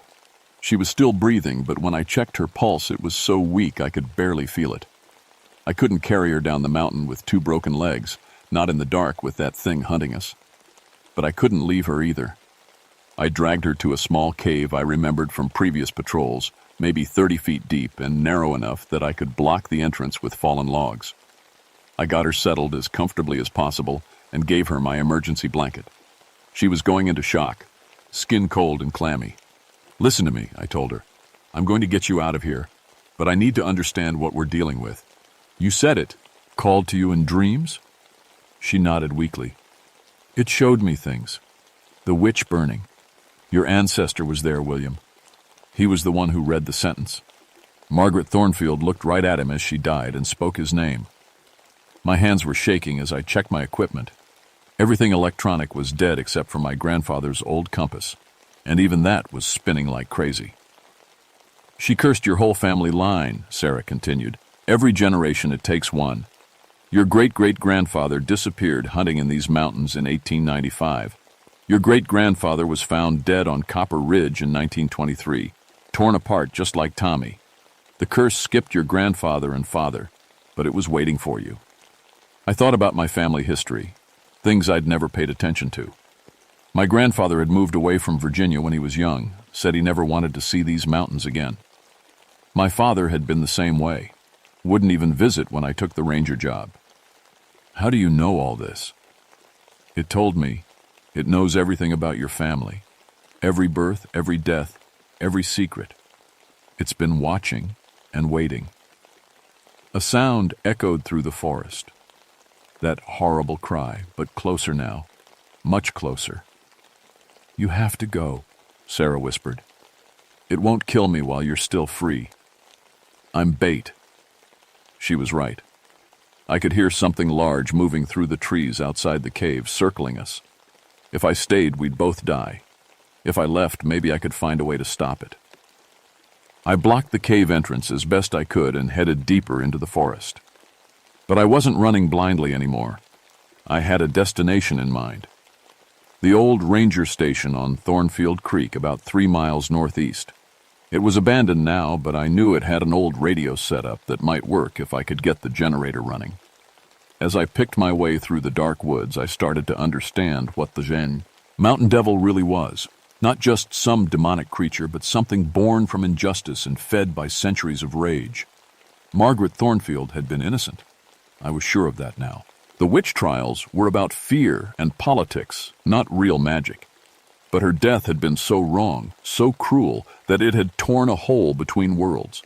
And that hole was shaped like my family's guilt. I was maybe a mile from the old station when I saw lights ahead through the trees. Flashlights, moving in an organized search pattern. For a moment, I felt relief. Rescue had arrived. Then I heard the voices calling my name, and I realized they were all using my own voice. 6 or 7 people, all sounding exactly like me, searching the woods and calling for William Hawthorne to come out. Everything was going to be all right. The mountain devil wasn't just mimicking my radio calls anymore. It was creating an entire phantom search party, trying to lure me into the open. I crouched behind a fallen log and watched the fake rescuers move past. In the darkness, they looked almost normal, but something was wrong with the way they moved. Too smooth, like they were floating just above the ground instead of walking.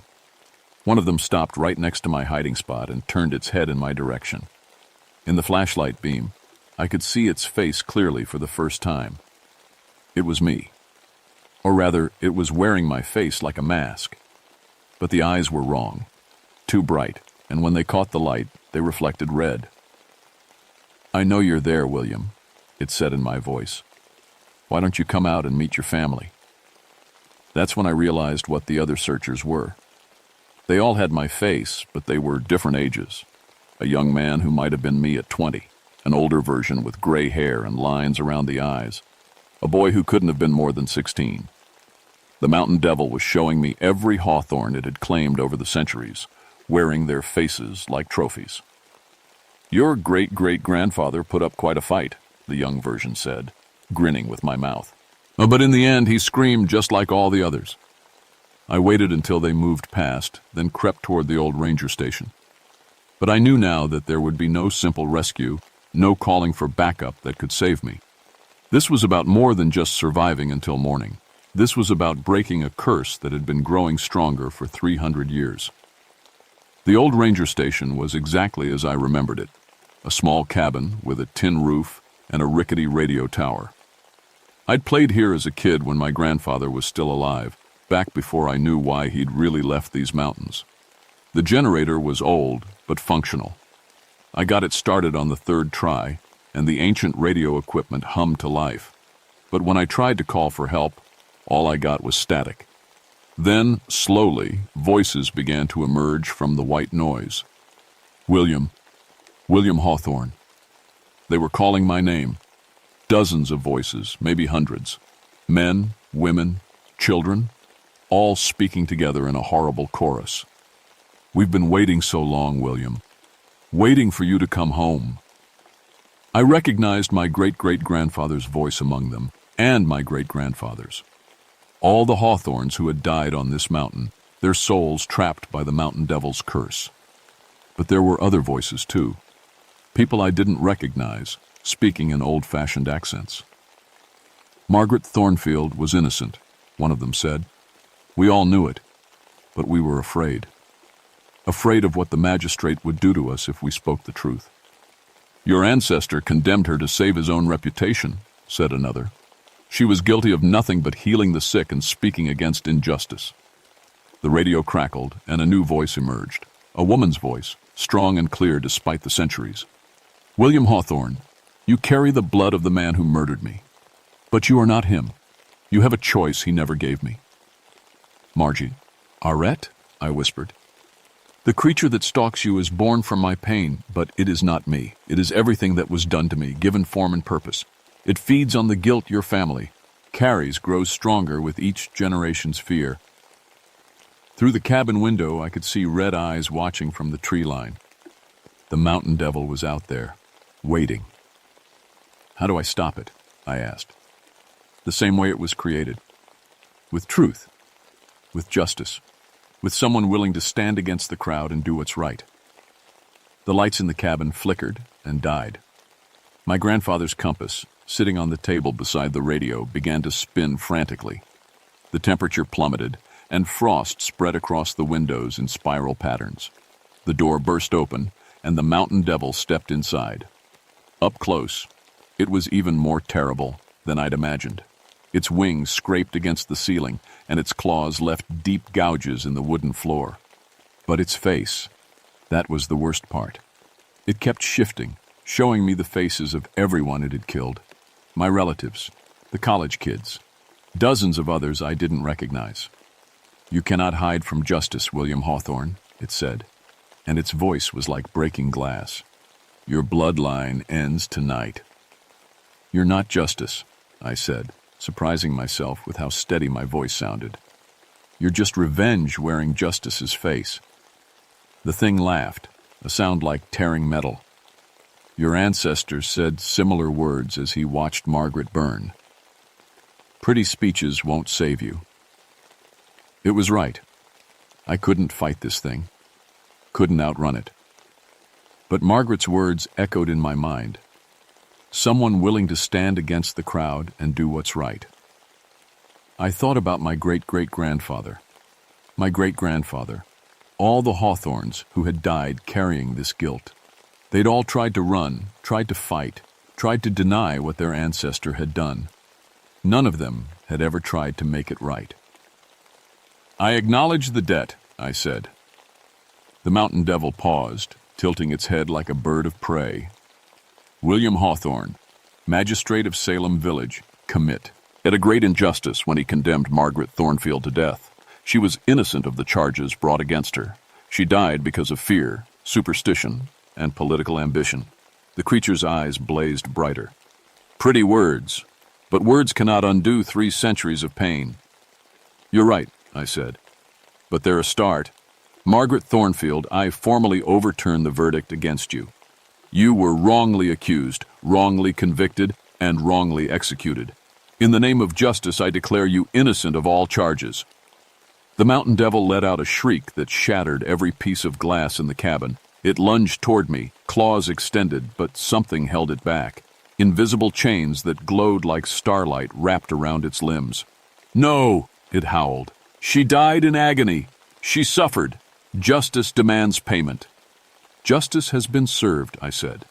"The truth has been spoken. The innocent have been declared innocent. What you want isn't justice, it's vengeance." The chains grew brighter, and the creature's form began to waver. Through the dissolving horror, I could see something else. A woman in simple colonial dress, her face marked by pain but no longer twisted with rage. Margaret Thornfield looked at me with sad, wise eyes. "The debt is paid, William. Your family's guilt dies with this acknowledgement."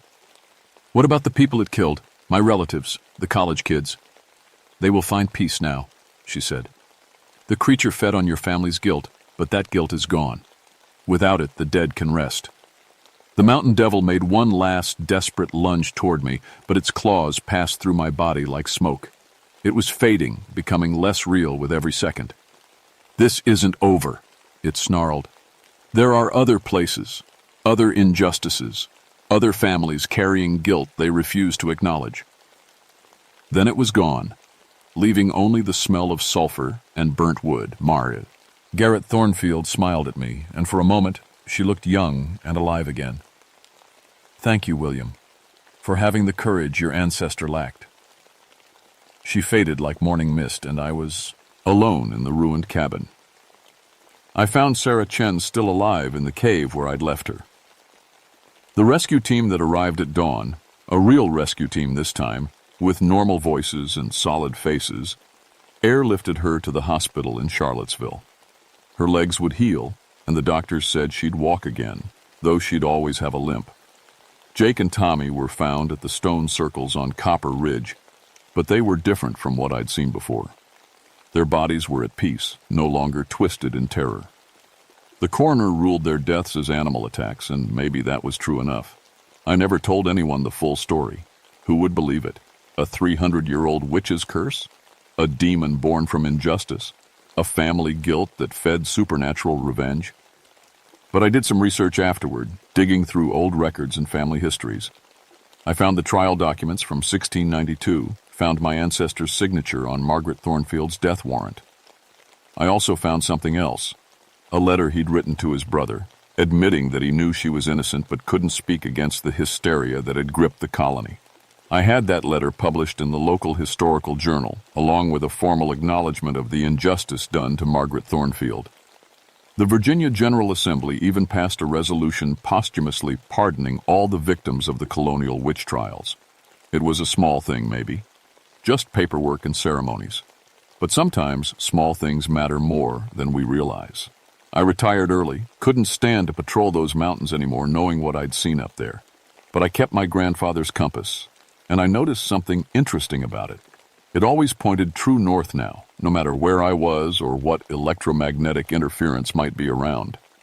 Some nights, I dream about Margaret Thornfield, not as the twisted creature that hunted me, but as she really was, a healer, a woman who spoke truth to power and paid for it with her life. In the dreams, she's always smiling, and the mountains behind her are clean and bright, but I have other dreams too. Dreams of different mountains, different places where old injustices still fester like infected wounds. Places where other families carry guilt they won't acknowledge, feeding creatures born from centuries of pain. The mountain devil of Copper Ridge is gone, but it was right about one thing. There are other places, other debts waiting to be paid. I get letters sometimes from park rangers in Colorado and Montana, Alaska and Maine. Stories about strange encounters, equipment failures, and things that hunt in the wilderness where cell phones don't work and help is days away. They don't ask directly, but I can read between the lines. They want to know if I've ever seen anything unusual. If I have any advice for dealing with situations that don't fit in the official reports.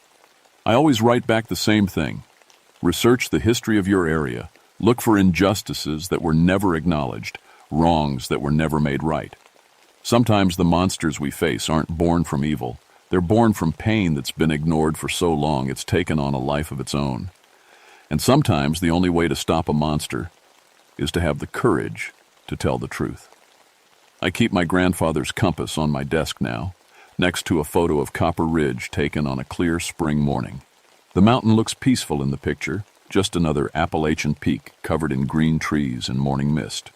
But I know the truth about what's buried in those mountains. Not just the bones of the dead, but the weight of untold stories, unacknowledged suffering, and the guilt that gets passed down from generation to generation until someone finally has the courage to break the cycle. The mountain devil is gone, but America has a long history, and not all of it is written in the history books. Some of it lives in the places where injustice happened, where the innocent suffered and no one spoke for them. And in those places, in the deep wilderness where the modern world hasn't quite reached, old debts are still being collected by things that remember when the rest of us choose to forget. If you're ever hiking alone in the mountains and your equipment starts failing, if you hear voices calling your name in the darkness, if you see eyes watching from places they shouldn't be, remember Margaret Thornfield. Remember that sometimes the only way to banish the darkness is to shine a light on the truth. Even if that truth is 300 years overdue.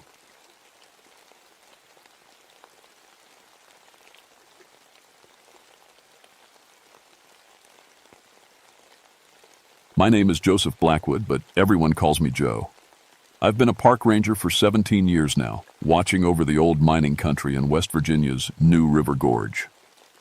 Before this job, I spent 12 years digging coal from these same mountains until a cave-in crushed my left leg and ended that life forever. People think being a ranger means sitting in a tower watching for fires, but my beat is different. I handle the dangerous stuff, checking old mines for gas leaks, keeping thrill seekers out of unstable tunnels, making sure nobody gets hurt in places that should have been sealed off decades ago. The coal companies left behind a maze of holes and shafts when they pulled out in the 70s. Most are flooded now, others filled with methane that'll kill you before you know what hit you. January in these mountains is brutal. This particular morning, the thermometer outside my cabin read -12, and the weather radio kept squawking about a blizzard rolling in from the northwest. I was checking my gear, hard hat, gas detector, emergency rope, the works, when the phone rang. "Joe, this is Sheriff Martin down in Fayetteville. Got some spelunkers here telling a real strange story about the old Kowalski mine complex. You know that area? I knew it all right. The Kowalski mine had been the biggest operation in the county until 1952, when a section collapse trapped 12 men deep underground. They never recovered the bodies. The tunnels were too unstable, too dangerous. The mining company just sealed it up and walked away. What kind of story, Sheriff? They say they saw something down there. Something pale and fast, moving through the tunnels like it owned the place. A couple of them swear it looked human, but the way it moved... Martin's voice trailed off. Look, I know how it sounds, but these aren't kids or drunks. Professional cavers with 20 years. Experience, they're spooked bad. I promised to check it out, though I figured I'd find nothing more than shadows and overactive imaginations. Cave systems play tricks on your mind, especially deep ones where the darkness is so complete it feels solid. But it was my job to investigate, and with a storm coming, I needed to make sure nobody else went poking around down there. The drive to Kowalski took 40 minutes through winding mountain roads. Snow started falling as I parked near the old mine entrance. Fat flakes that would soon turn this whole area into an impenetrable white maze. The mine opening itself was bigger than most, wide enough for the old coal cars to roll through. Someone had cut the chains on the safety barriers. Fresh cuts, too. I switched on my helmet light and pulled out my gas detector. The readings were good, no methane, no carbon monoxide. But something felt wrong as I stepped into that tunnel mouth. The air was too still, too quiet. Even abandoned mines usually have sounds: water dripping, wood creaking, the mountains settling. This place was silent as a grave. 20 feet inside, I found the first sign that the cavers weren't imagining things. Scratches in the tunnel wall, too high up for a man to make without a ladder. Too deep, too. Whatever made them was strong and had claws. The main tunnel stretched ahead into darkness. My light barely reached 50 feet before the blackness swallowed it completely. Ice crystals covered the support beams, and my breath came out in white puffs. But underneath the cold, I caught something else, a smell like copper pennies and old meat. That's when I found the deer. It was a big buck, 8 points, hung upside down from a support beam like someone was field dressing it.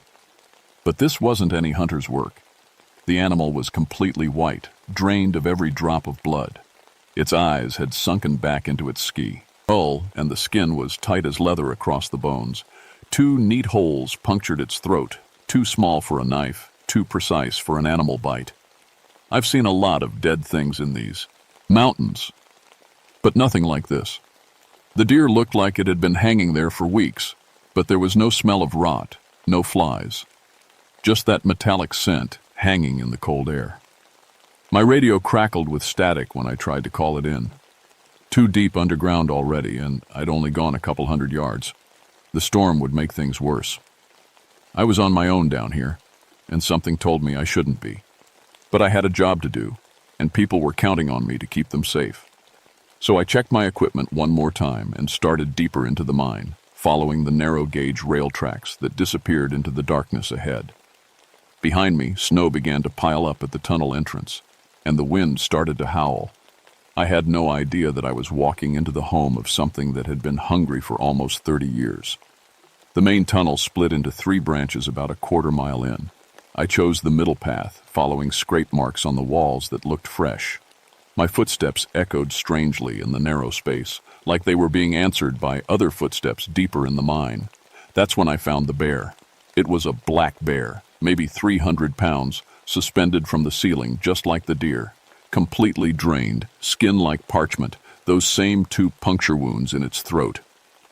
But what made my blood run cold was where they'd hung it, 40 feet inside a side tunnel, in a spot where you'd need climbing gear to reach the ceiling. No human being could have lifted a 300-pound bear up there alone. I played my light over the walls, looking for some explanation.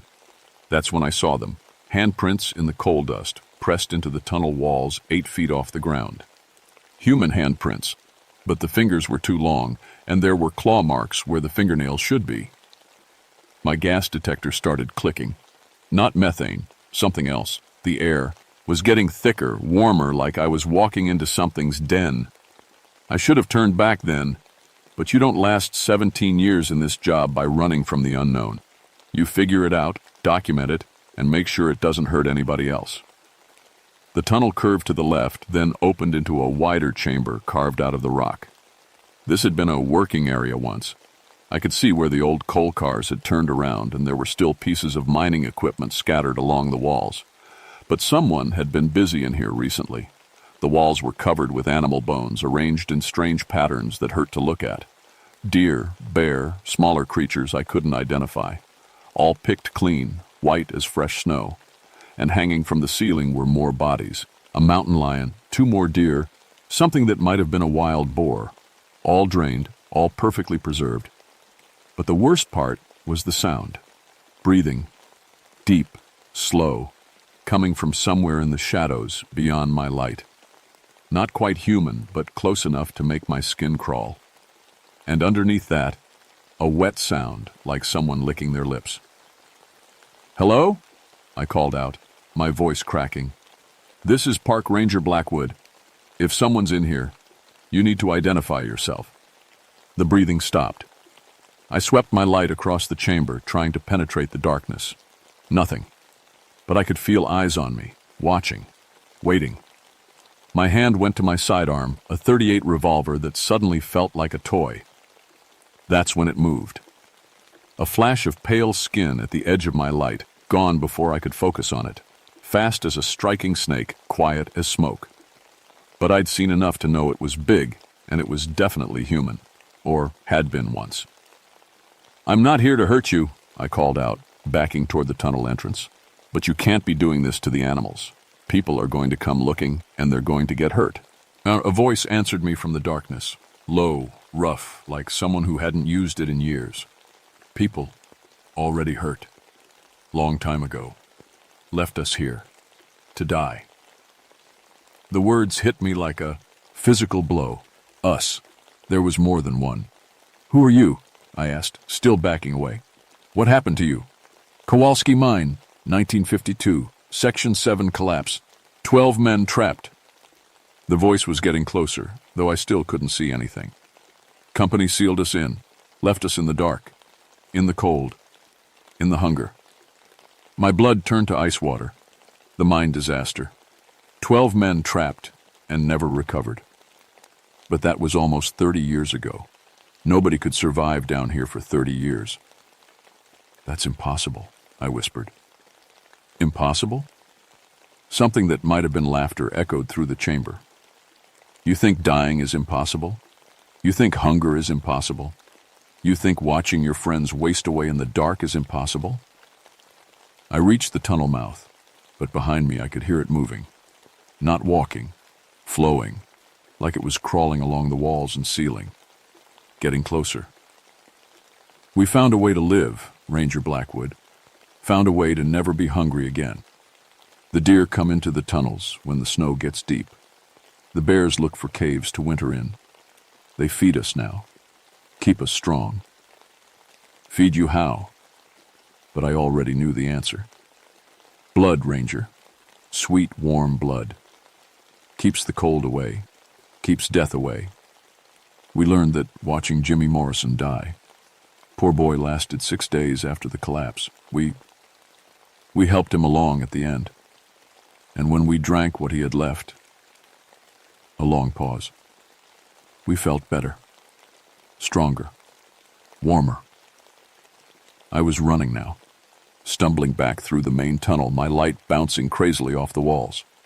Behind me I could hear it following, not hurrying, just keeping pace like a cat playing with a mouse. "Don't run, Ranger. You'll hurt yourself in the dark. And we need you healthy, need you strong. It's been a long winter, and the animals are getting scarce."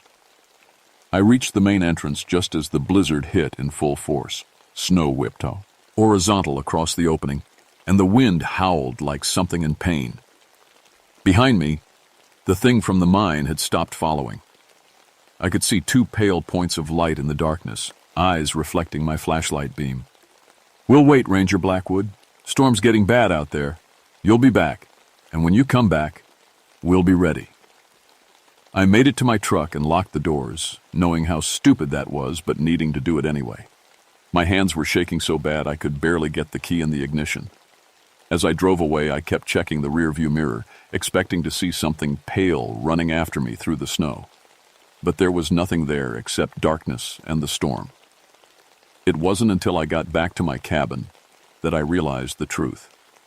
Whatever was down in that mine knew my name, had been waiting for me specifically, and it had called itself We. There wasn't just one monster in those tunnels. There were 12 of them. The miners who died in 1952 hadn't died at all. They'd become something else. Something that fed on blood and lived in darkness and waited 3 decades for someone to come close enough to join them. And now they knew exactly where to find me. I didn't sleep that night. Every time I closed my eyes, I heard that voice talking about hunger and darkness and the sweet taste of blood. By morning, the storm had dumped 2 feet of snow across the mountains, and my truck was buried up to the windows. I tried calling Sheriff Martin, but the phone lines were down. Tried the radio. Nothing but static. The storm had cut me off from the outside world completely, which meant nobody was coming to help, and nobody would miss me if I didn't check in for a few days. That's when I found the first sign they'd been here. Tracks in the snow around my cabin. Human footprints, but wrong somehow. Too long, with claw marks where the toes should be. They rolled the building 3 times before disappearing back into the woods. Next to my bedroom window, the snow was packed down like something had been standing there for hours, watching me sleep. I loaded my .38 and checked every lock twice, but I knew locks wouldn't keep them out if they really wanted in. Whatever those miners had become, they were strong enough to drag a 300-pound bear up a mine shaft.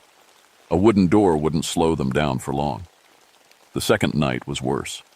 Around midnight, I heard scratching on the roof. Slow, deliberate scratches like claws on wood. I grabbed my flashlight and went outside, but there was nothing there except more tracks in the snow. These led from the roof to the woods, and some of the footprints were 30 feet apart. Whatever made them was jumping from tree to tree like a giant squirrel. On the 3rd morning, I found Mrs. Henderson's cat. Mrs. Henderson lived about 2 miles down the mountain, or used to, before the storm. Her little cabin was dark and cold, with no smoke coming from the chimney. The front door was standing open, snow drifting across the kitchen floor. And on the table, arranged like some kind of offering, was Mittens. The cat looked just like the deer and the bear, completely drained, skin tight as leather, those 2 neat puncture wounds in its throat. But what made my stomach turn was the note pinned to its chest, written in something dark and sticky. Getting hungry, Ranger. Storm's making the animals hard to find, but we know where the warm blood is. Mrs. Henderson was nowhere to be found, but I knew where she'd gone. There were drag marks in the snow leading from her cabin toward the old mine complex. Human-sized drag marks, with drops of frozen blood dotting the trail like breadcrumbs. I followed the trail as far as I dared, but it led straight back to the Kowalski mine. At the entrance, the snow was stained red, and I could see where something heavy had been pulled into the darkness. Mrs. Henderson's boots were sitting neatly beside the tunnel mouth, still laced up tight. Hats when I knew they were hunting more than animals now.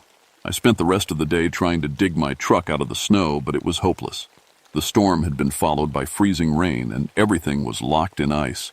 I was trapped here with them, and they knew it. The 4th night, they got bolder. I was sitting by my fireplace, cleaning my gun for the 10th time, when something tapped on the window. 3 soft taps, like a neighbor asking to come in. I looked up and saw a face pressed against the glass. It had been human once. I could see that much. But the skin was white as paper, stretched tight over sharp cheekbones. The eyes were completely black, like pools of oil, and when it smiled, I saw teeth that were too long and too sharp to belong in a human mouth. "Let us in, Ranger," it whispered, its voice somehow carrying through the glass. "It's cold out here. We just want to get warm." I raised the gun and pointed it at the window. The thing's smile got wider. "Bullets won't stop us, Joe. We've been shot before, crushed under tons of rock, left to die in the dark. We're harder to kill than we used to be." "What do you want?" I managed to ask. We told you. We're hungry. The storm killed most of the deer. The bears are all denned up where we can't reach them. We need fresh blood, Joe. Warm blood. Human blood. You killed Mrs. Henderson. Mrs. Henderson was old. Her blood was thin, sour, barely worth the effort. The thing pressed its face closer to the glass. But you're different, Joe. 17 years in these mountains, strong, healthy. Your blood will taste like summer. I pulled the trigger. The bullet shattered the window, but the thing was gone before the glass hit the floor. I heard laughter echoing from the woods, coming from at least 3 different directions. You can't stay awake forever, Joe, one of them called out. And we've got all winter. I boarded up the broken window and sat with my back to the fireplace, gun in my lap. Outside, I could hear them moving around the cabin, testing the walls, looking for weak spots. Sometimes they would scratch on the roof or tap on the remaining windows. Once, something tried the door handle, turning it slowly back and forth. But they didn't try to break in. Not yet. They were playing with me, like cats with a mouse, making me sweat, making me scared. Fear made the blood taste better, they'd probably learned. Fear was seasoning. As dawn broke on the 5th day, I realized the truth. They weren't just hunting me for food. They were recruiting. 12 miners had gone into that hole in 1952. 12 miners had become something else. But 12 wasn't enough for them. They wanted more. They wanted me to join their underground family, to become another pale thing that fed on blood and lived in darkness. And if I didn't find a way to stop them soon, they'd get their wish. The snow was starting to melt, and I could hear water dripping from the roof. The storm was breaking up, which meant help might be coming. But it also meant the creatures would be getting desperate. Tonight, they would stop playing games. Tonight, they would come for me. The attack came just after sunset. I heard them on the roof first, claws scrabbling across the shingles like a pack of giant rats. Then the walls started shaking as they threw themselves against the cabin, testing every board, every nail. My boarded-up windows cracked under the pressure, and I could see pale fingers poking through the gaps. "Time to come out, Joe," one of them called. "Time to come home." I grabbed my emergency backpack and headed for the back door. If I could make it to the woods, maybe I could outrun them until daylight. But when I opened the door, 2 of them were waiting for me. The first one had been a big man in life. Broad shoulders, thick arms, probably a coal loader. But now his skin was white as bone, and his fingernails had grown into black claws. The second was smaller, maybe the mine force man, with intelligent eyes that gleamed like a hungry animal's. "Hello, Joe," the smaller one said. "My name's Luther Kowalski. I owned this mine before the accident, before we became what we are now." I slammed the door and ran for the front of the cabin, but they were already inside, moving impossibly fast, flowing like liquid shadow from room to room. I made it to the living room before strong hands grabbed me from behind. "Easy, Joe," Luther's voice was right beside my ear. "We're not going to hurt you. Much." They dragged me outside and through the snow toward the mine. I fought, but it was like fighting steel cables. They were so strong it was almost funny. I might as well have been a child struggling against adults. "Why me?" I gasped as we reached the tunnel entrance. "Because you understand these mountains," Luther said. "Because you know the old mines, the hidden places. Because you could help us spread beyond this valley. There are thousands of abandoned mines in West Virginia, Joe. Thousands of places where we could make new families." The tunnel was warm after the cold outside air, and I could smell that metallic scent again. Old blood and hunger. They carried me deep into the mine, past the chamber where I'd first heard Luther's voice, into sections I hadn't seen before. This part of the complex had been turned into living quarters. The walls were lined with sleeping alcoves carved from the rock, each one stained dark with something I didn't want to think about. Mining equipment had been arranged into furniture, ore carts for tables, support timbers for chairs. Electric cables ran along the ceiling, powered by an old generator that chugged and wheezed in the darkness. And everywhere, hanging from hooks and chains, were the drained remains of animals. Dozens of them, maybe hundreds, all white and mummified, all with those same 2 puncture wounds. "Well, come to our home, Joe," Luther said, spreading his arms wide. "Isn't it beautiful? We've been working on it for 30 years, made it perfect for our kind." He gestured toward the sleeping alcoves, and I saw pale faces peering out at me. More miners, all transformed into these blood-drinking things. I counted 11 of them, which meant Luther was the 12th. The complete set. "You're going to love it here," Luther continued. "No more worrying about the weather. No more being alone. You'll have brothers, Joe. Family. And you'll never be hungry again." "I won't become like you," I said, but my voice sounded weak even to me. "Oh, but you will." Luther's smile showed those razor teeth. "See, we learned something interesting about the transformation. It works best when the subject is willing, when they choose to become like us. Fighting it just makes the process messy." He nodded to the others, and they started closing in. I saw their eyes gleaming in the generator's dim light, saw their claws extending like switchblades. "But we have ways of making people willing," Luther whispered. That's when I noticed something important. The generator was old, probably from the mine's working days, and it was running on gasoline. I could smell the fumes mixing with the blood stench. These things had been down here so long they'd forgotten some basic facts about mine safety. "You know what I think, Luther?" I said, backing toward the generator. "I think you made a mistake." "What kind of mistake?" I pulled out my emergency flare and struck it against the rough tunnel wall. It blazed to life, throwing red light across the chamber and making the creatures hiss and cover their eyes. "Gasoline fumes and open flame don't mix," I said, and threw the flare at the generator. The explosion knocked me flat and filled the tunnel with fire. The creatures screamed, not in anger, but in genuine pain and terror. Whatever they'd become, they were still vulnerable to fire. I scrambled to my feet and ran for the tunnel entrance as the flames spread along the gasoline-soaked floor. Behind me, I could hear them coming, moving fast, but not as fast as before. The fire had hurt them, slowed them down, but it hadn't killed them, and they were angry now. I reached the main tunnel and kept running, following the old rail tracks toward the entrance. My lungs burned from the smoke and the cold air, but I didn't dare stop. I could hear claws on stone behind me, getting closer. The tunnel entrance appeared ahead, a circle of gray light in the darkness. I put on a final burst of speed and burst out into the night air, gasping and stumbling through the melting snow. But Luther was waiting for me. He stood beside my truck, completely calm, not even breathing hard. His white skin was marked with burn scars from the fire, but he was still smiling.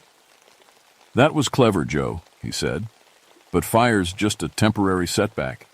We've survived worse than that. Much worse." "The whole mine's burning," I said, trying to catch my breath. "Your home is gone. We'll build another one. There are plenty of mines in these mountains." He started walking toward me, his claws gleaming in the moonlight. "But first, we need to finish our business. You've caused us a lot of trouble, Joe. Killed some of our pets, destroyed our home. That kind of behavior needs to be punished." I raised my gun and fired all 6 shots. Every bullet hit him in the chest, spinning him around and knocking him down. But he got back up, the wounds already starting to close. "I told you bullets wouldn't work," he said. "We're not alive, Joe. Not really. We're something else now. Something better." That's when I heard the sirens. Sheriff Martin's voice boomed across the valley through a bullhorn. "This is the sheriff's department. We have the area surrounded." Luther's head snapped toward the sound, and for the first time I saw fear in those black eyes. "How?" he whispered. "The fire," I said. "Forest Service. Probably saw the glow from miles away. They'll be here any minute with trucks and men and more fire than you can handle." Luther looked at me, then at the burning mine entrance, then back at the approaching lights. For a moment I thought he might run, but instead he did something I never expected. He laughed. "You think this ends here, Joe? You think we're the only ones?" There are mines all over these mountains. Mines where men died and were forgotten. Mines where hunger and darkness can change a man into something else. The sirens were getting closer now, and I could see flashlights moving through the trees. "This is just the beginning," Luther said. "We've shown the way. Others will follow. And when they do, Joe Blackwood, we'll remember you." He turned and ran, not toward the woods, but back toward the burning mine. I watched him disappear into the smoke and flames, and I never saw him again. But sometimes on cold winter nights when the wind howls through the mountains, I think I can still hear him laughing. The official report called it a mine fire caused by faulty electrical equipment, spontaneous combustion of coal dust, possibly triggered by methane gas. The sheriff's department found Mrs. Henderson's remains in the tunnels, along with what they said were animal bones. Lots of animal bones. They sealed the mine permanently this time. Not just chains and warning signs, but tons of concrete poured into every entrance they could find. The whole complex was declared a hazardous waste site, off limits to everyone except authorized personnel. I never told them what I really saw down there. Who would believe it? Vampires in a coal mine? Miners who'd survived for 30 years by drinking blood? It sounded crazy even to me, and I'd lived through it.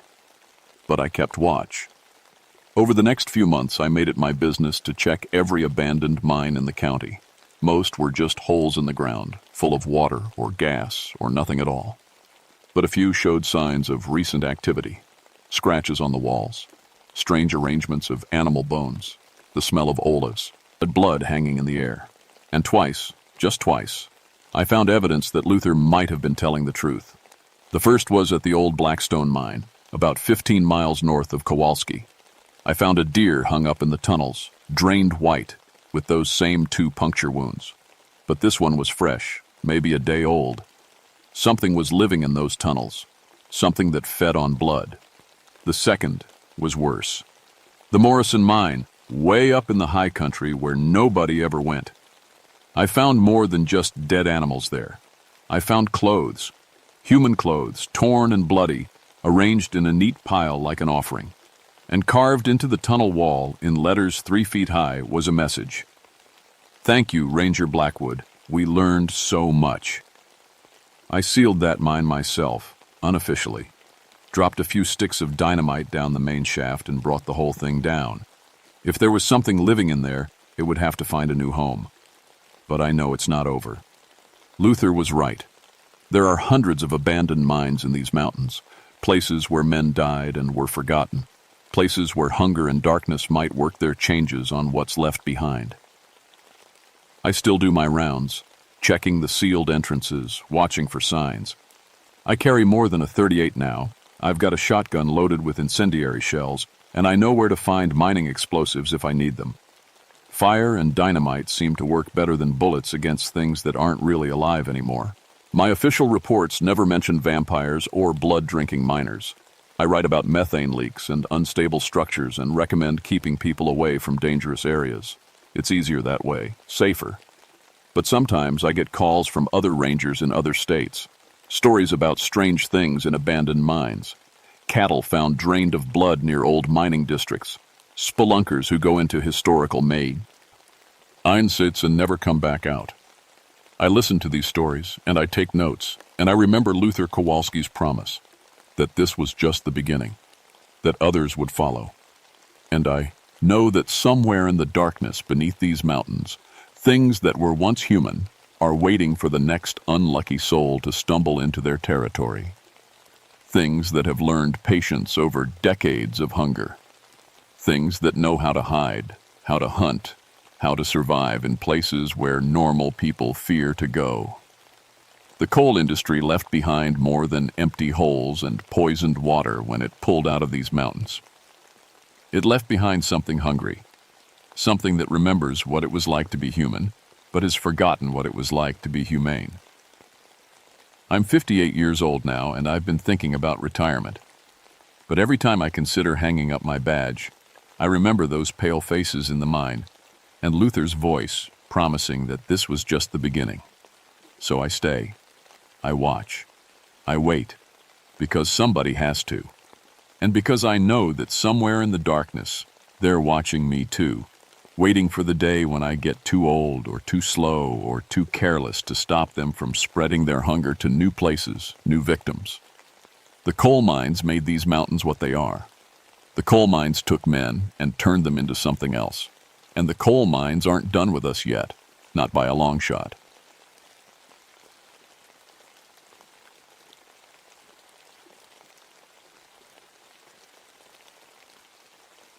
My name is Margaret Thornfield, but everyone calls me Maggie. I've been a park ranger on the Blue Ridge Parkway for 11 years now, and I thought I'd seen everything these mountains could throw at me. Bears, lost hikers, car crashes, heart attacks on the trails. You name it, I've dealt with it.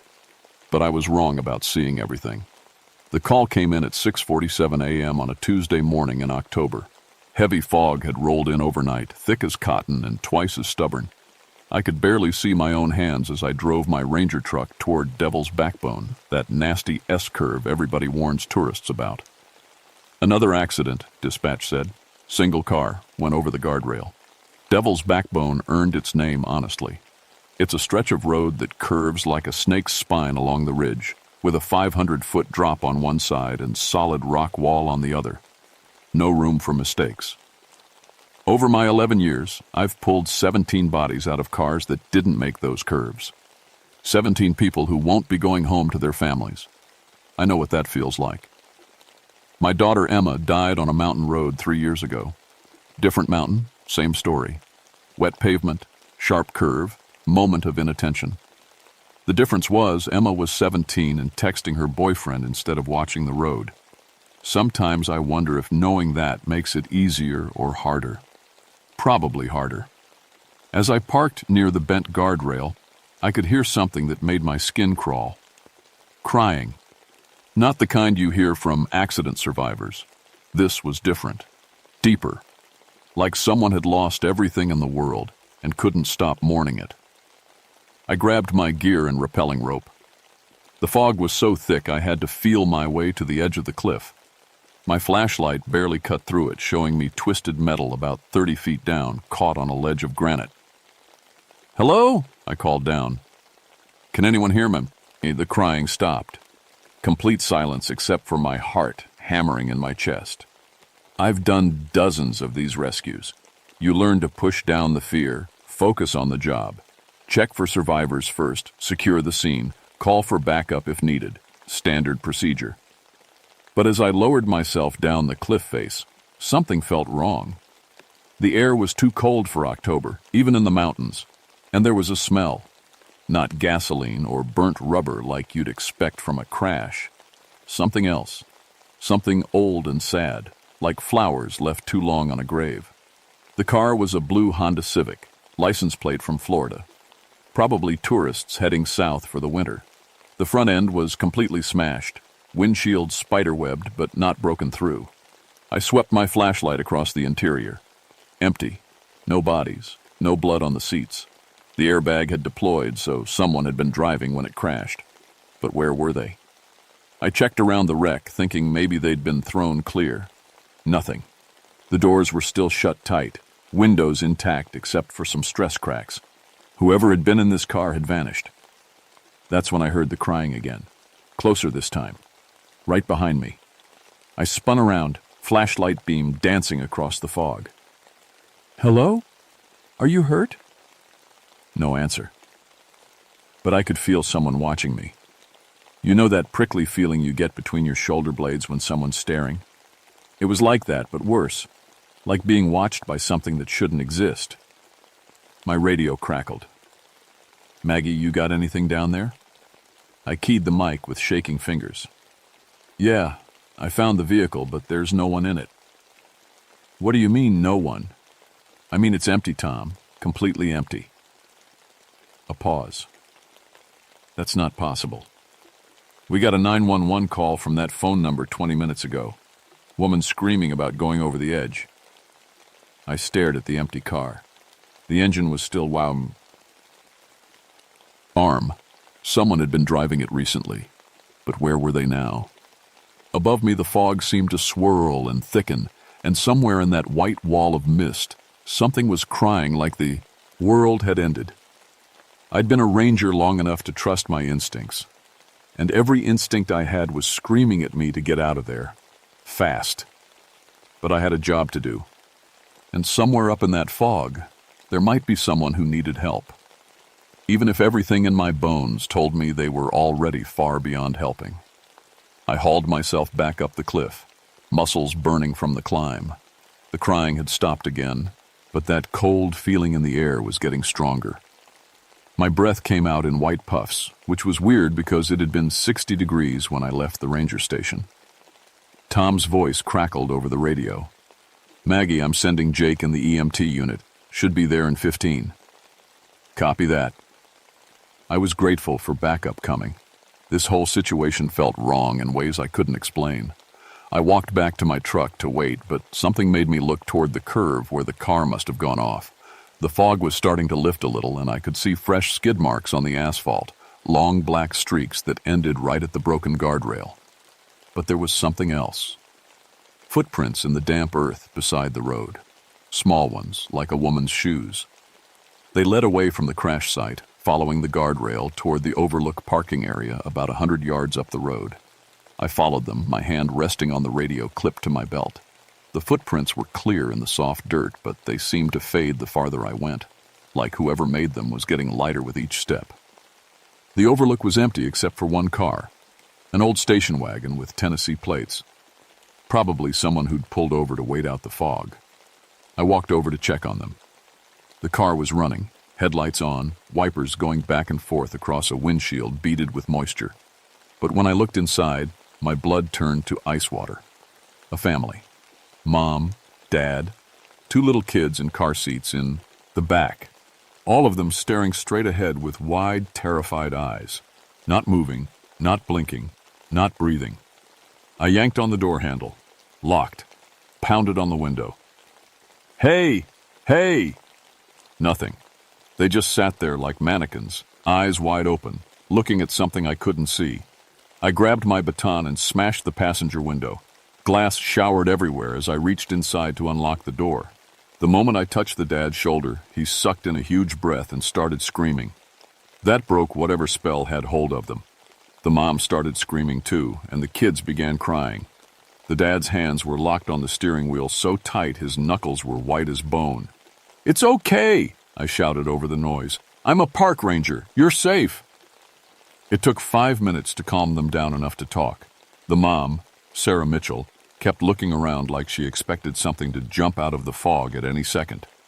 "There was a woman," she whispered, "in the road, right in front of our car." "What did she look like?" "Tall, thin, long dark hair hanging down over her face.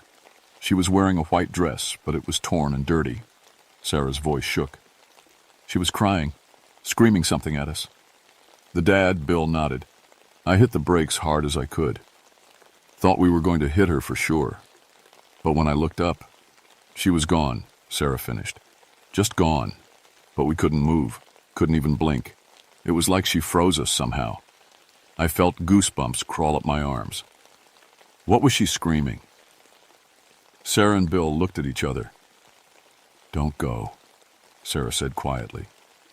She kept screaming, don't go," over and over. Just then, Jake's EMT truck rounded the curve, red and blue lights cutting through the fog. I'd never been so happy to see backup in my life. But as Jake parked and got out, something made me turn back toward Devil's Backbone.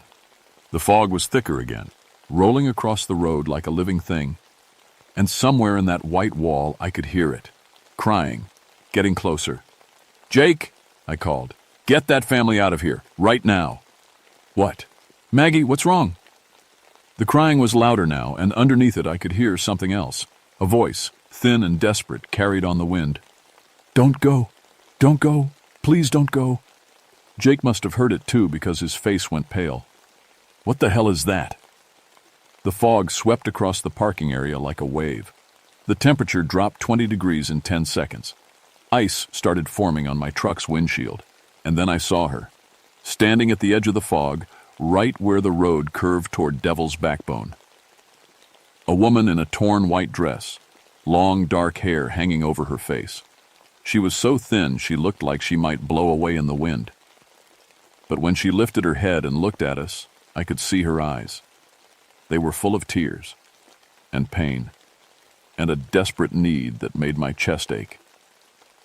She opened her mouth and let out a wail that made every window in the parking area crack. The sound went through me like a knife, hitting some deep place I'd kept locked up since Emma died. "Don't go!" she screamed. "Please don't go! The children! My children!" Then the fog swallowed her, and she was gone. Jake was standing frozen beside his truck, staring at the spot where she'd been. The Mitchell family was crying again, clutching each other in their car. And somewhere down the mountain, a car horn started blaring. Long, continuous blasts that meant only one thing: another accident. The horn was coming from the direction of Devil's Backbone. Jake and I ran to our vehicles, leaving the Mitchells with instructions to drive straight to the ranger station and wait for us there. As we raced down the winding road, the fog seemed to follow us. I could see it in my rearview mirror, rolling along behind my truck like it had a mind of its own. The temperature gauge on my dashboard was dropping fast, from 60 degrees to 40, then 30. We found the second accident, at the worst part of the curve. A red pickup truck had slammed head-on into the rock wall. The front end was completely crushed, steam rising from the cracked radiator. But this time, there was someone inside. Jake got there first with his medical kit. I could hear him swearing as he tried to get the driver's door open. It was crumpled like a beer can. "Passenger side," I shouted, running around the truck. That door opened, but barely. I had to put my shoulder into it. The driver was a man in his 50s, conscious but bleeding from a cut on his forehead. His right leg was twisted at an angle that made my stomach turn. "Sir, can you hear me?" Jake was checking his pulse, looking for other injuries. "I saw her," the man whispered. "I saw her in the road." I felt that cold chill again. "Who did you see?" "A woman, in white. She was crying, waving her arms at me. I tried to stop, but..." He winced as Jake checked his leg. "She looked so sad, like she'd lost everything." Jake caught my eye over the injured man's head. We both knew what the other was thinking. This was too much to be coincidence. While Jake worked on stabilizing the driver, I walked back toward the curve. The fog was thicker here, so thick I could barely see 10 feet in any direction. But I could feel her, the same presence I'd felt down by the first wreck. "I know you're there," I said to the fog. "I know you're trying to help, but people are getting hurt." The crying started again, softer this time, sad instead of desperate. Then she stepped out of the mist. Up close, she was even more heartbreaking. Her white dress had once been beautiful, silk with lace at the sleeves and neckline. But now it was torn and stained, like she'd been wandering these mountains for years. Her face was pale as moonlight, with dark circles under her eyes that spoke of endless tears. But it was her hands that made me gasp. "Sho." He was holding something against her chest, something small and bundled in a blanket. And when I looked closer, I could see 2 more bundles at her feet. Children. She was holding children. "My babies," she whispered, and her voice was like wind through dead leaves. "My precious babies. I couldn't save them."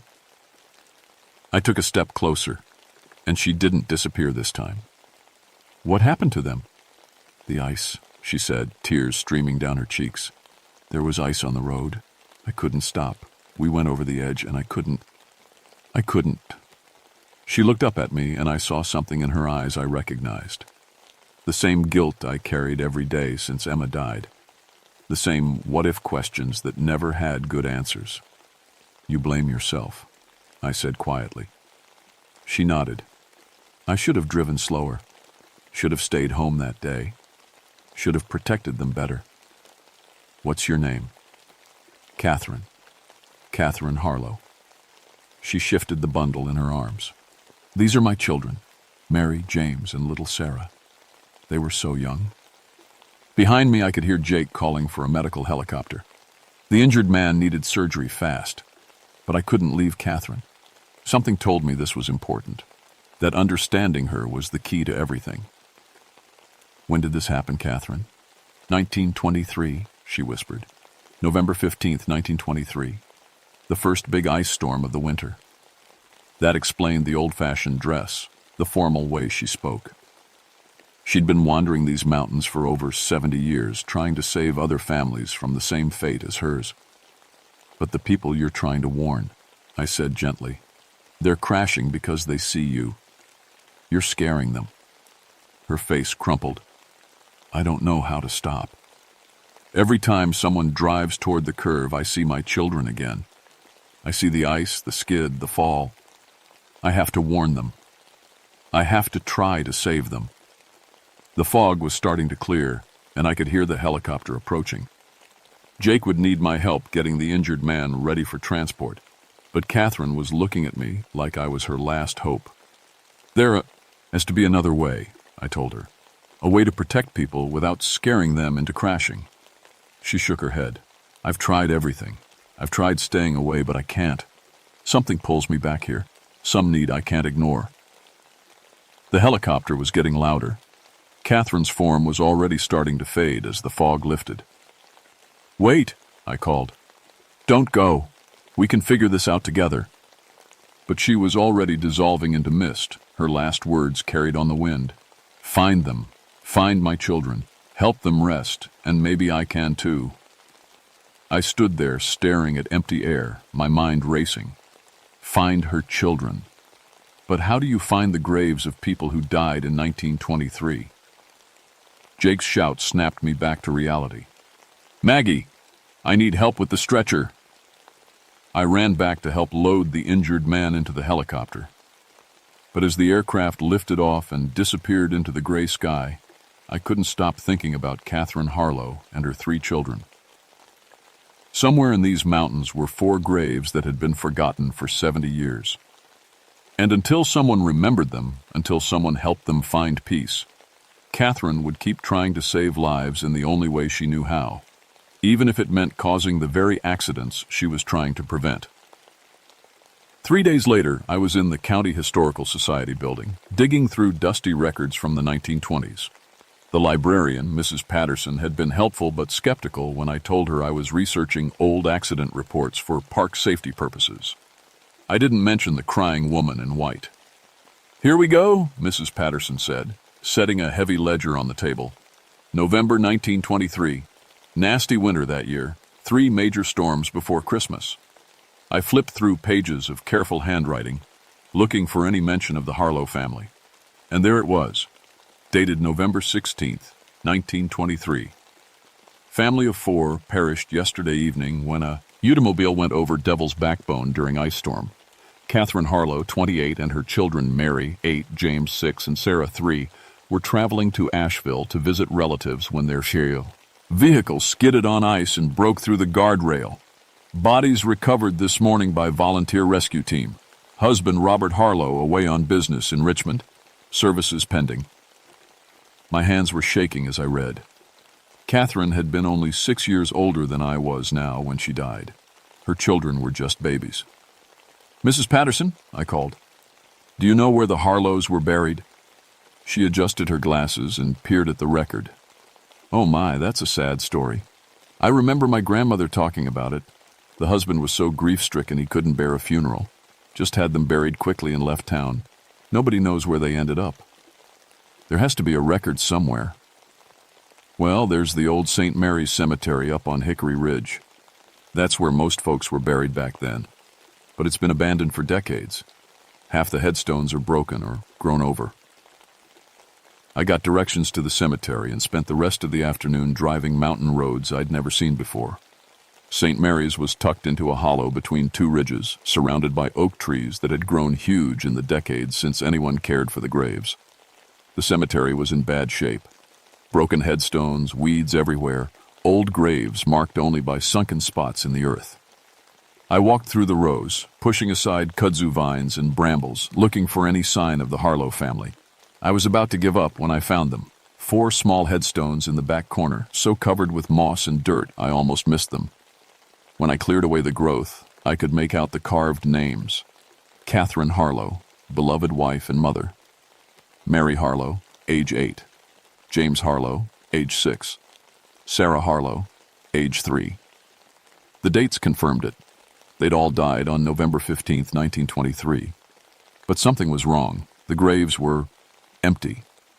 Not dug up exactly, but the ground over them was hollow, like nothing had ever been buried here at all. I was kneeling beside Catherine's headstone when the temperature dropped 30 degrees in 5 seconds. Frost appeared on the grass around me, and the air filled with that familiar smell of old flowers and grief. "You found us." I turned around slowly. Catherine was standing at the edge of the cemetery, still holding her children. But something was different. She looked more solid, more real than before. "The graves are empty," I said. She nodded sadly. "Robert couldn't bear to bury us. He had the stones made, held a service for the town. But our bodies are still down there, in the car at the bottom of the ravine. We never got the rest we deserved. That's why you can't leave the mountain. The children don't understand. They think we're still driving to Asheville to see their grandparents. They keep asking when we'll get there." Her voice broke. "I can't tell them we'll never get there. I can't tell them they're dead." Behind her I could see them now, 3 small shapes in the mist, playing some ghostly game of tag between the headstones. They looked so normal, so alive, except for the pale light that seemed to shine through them. "What do you need me to do?" "Help them understand. Help them let go. They trust you. You have the same sadness we do. You know what it means to lose a child." I felt that familiar ache in my chest. Emma's face flashed in my mind. Not the broken, lifeless face I'd seen at the hospital, but the bright, laughing girl who used to help me identify birds on our hiking trips. How can I help them understand something I don't understand myself? Catherine walked closer, and I could see the compassion in her ghostly eyes. "You understand love. You understand sacrifice. You understand that sometimes letting go is the kindest thing you can do." A sound made us both turn. Car headlights were coming up the mountain road, heading to our Devil's Backbone. It was past midnight now. Who would be driving that dangerous curve at this hour? Catherine's form wavered with panic. "I have to warn them. I have to—" "No," I said, firmly. "Not this time. This time, we do it different." I started running toward the road, Catherine floating beside me. We reached Devil's Backbone just as a car rounded the upper curve, a beat-up sedan with college stickers on the back window. Probably students heading home from a late party.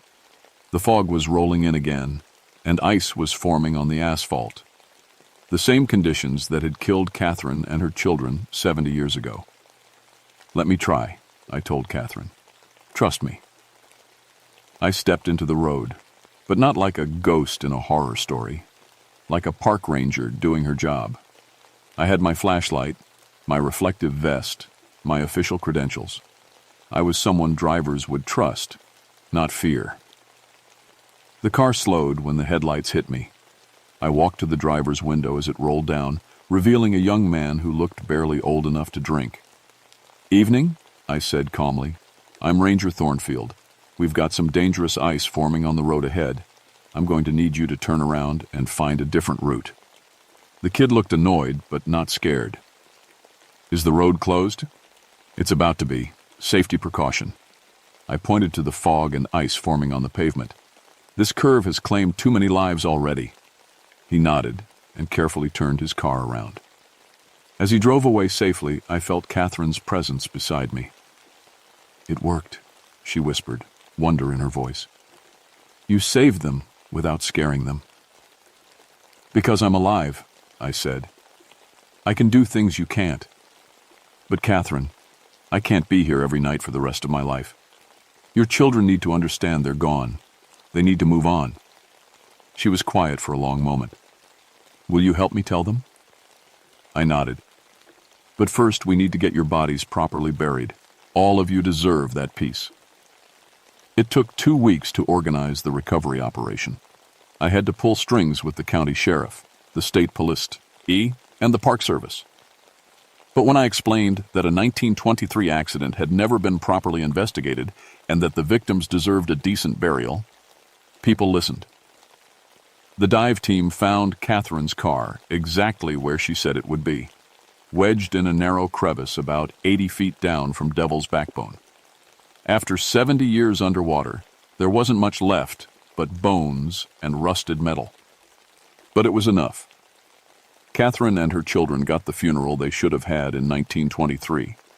A simple service at St. Mary's Cemetery with a handful of locals who remembered the old stories.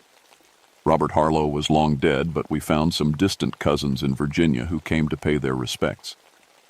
I was the only one who could see Catherine and the children at their own funeral. They stood slightly apart from the living mourners, finally understanding what had happened to them. The children looked confused at first, but Catherine knelt down and spoke to them gently, explaining in words they could understand.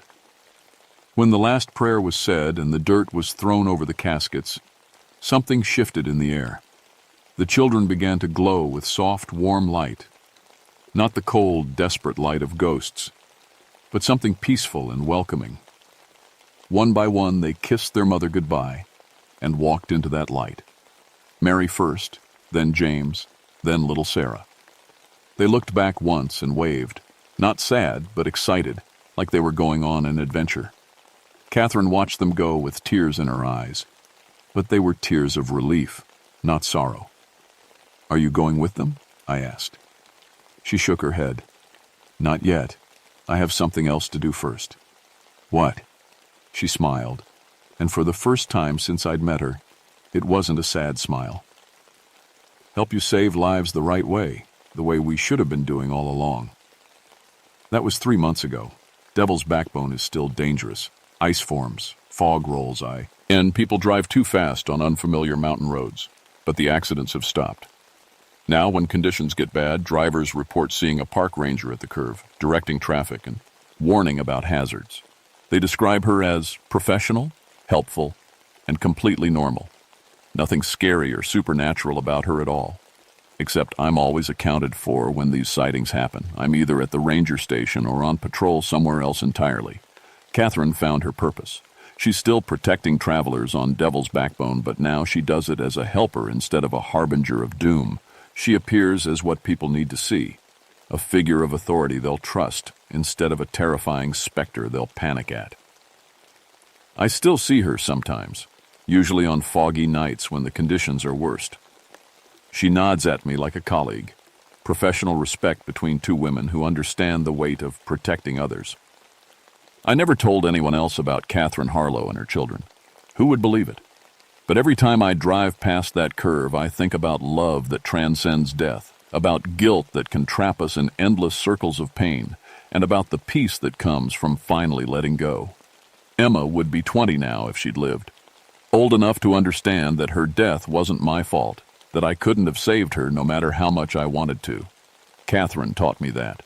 Sometimes the most loving thing you can do is forgive yourself and find a way to help others instead of drowning in what-ifs. Devil's Backbone got its name from all the lives it claimed over the years. But now it's protected by two guardians, one living, one dead, both driven by love and loss and the determination to keep other families from experiencing the same heartbreak we did. The mountain roads are still dangerous. Ice still forms, fog still rolls in, and people still make mistakes. But now, when tragedy threatens, there are two park rangers watching over Devil's Backbone, one who can fill out incident reports and call for backup, and one who can appear wherever she's needed most for as long as travelers need protection from the darkness that lurks on these ancient mountain curves. Some nights, when the wind is right, you can still hear crying in the fog. But it's different now, not desperate or haunted, but peaceful, like a lullaby sung to help weary travelers find their way safely home.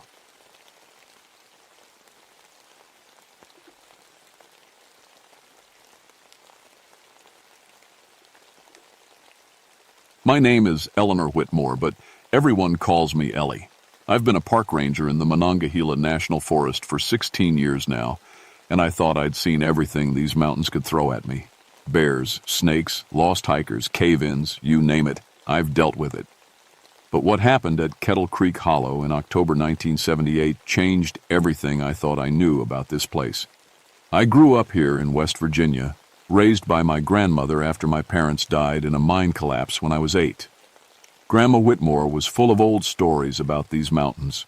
She'd sit on the porch after dinner, rocking in her chair, telling me about spirits in the hollows and children who never left the old mining tunnels. "Stay away from Kettle Creek," she'd always say. "The children there ain't done playing yet." I never believed those stories. Not until October 28, 1978. It was an unusually cold morning when the call came in. The leaves had already turned, painting the mountainsides in reds and golds. But there was something wrong with the air that day. Too still. Too quiet. Even the birds seemed nervous. "Ellie, we got a code yellow up at Kettle Creek," dispatch crackled through my radio. Family of 5 didn't come back from their camping trip. Cars still in the parking area. The Hendersons, that was their name. Mom, Dad, and 3 kids aged 6, 8, and 10. They'd come down from Pittsburgh for a weekend of what they called safe adventure.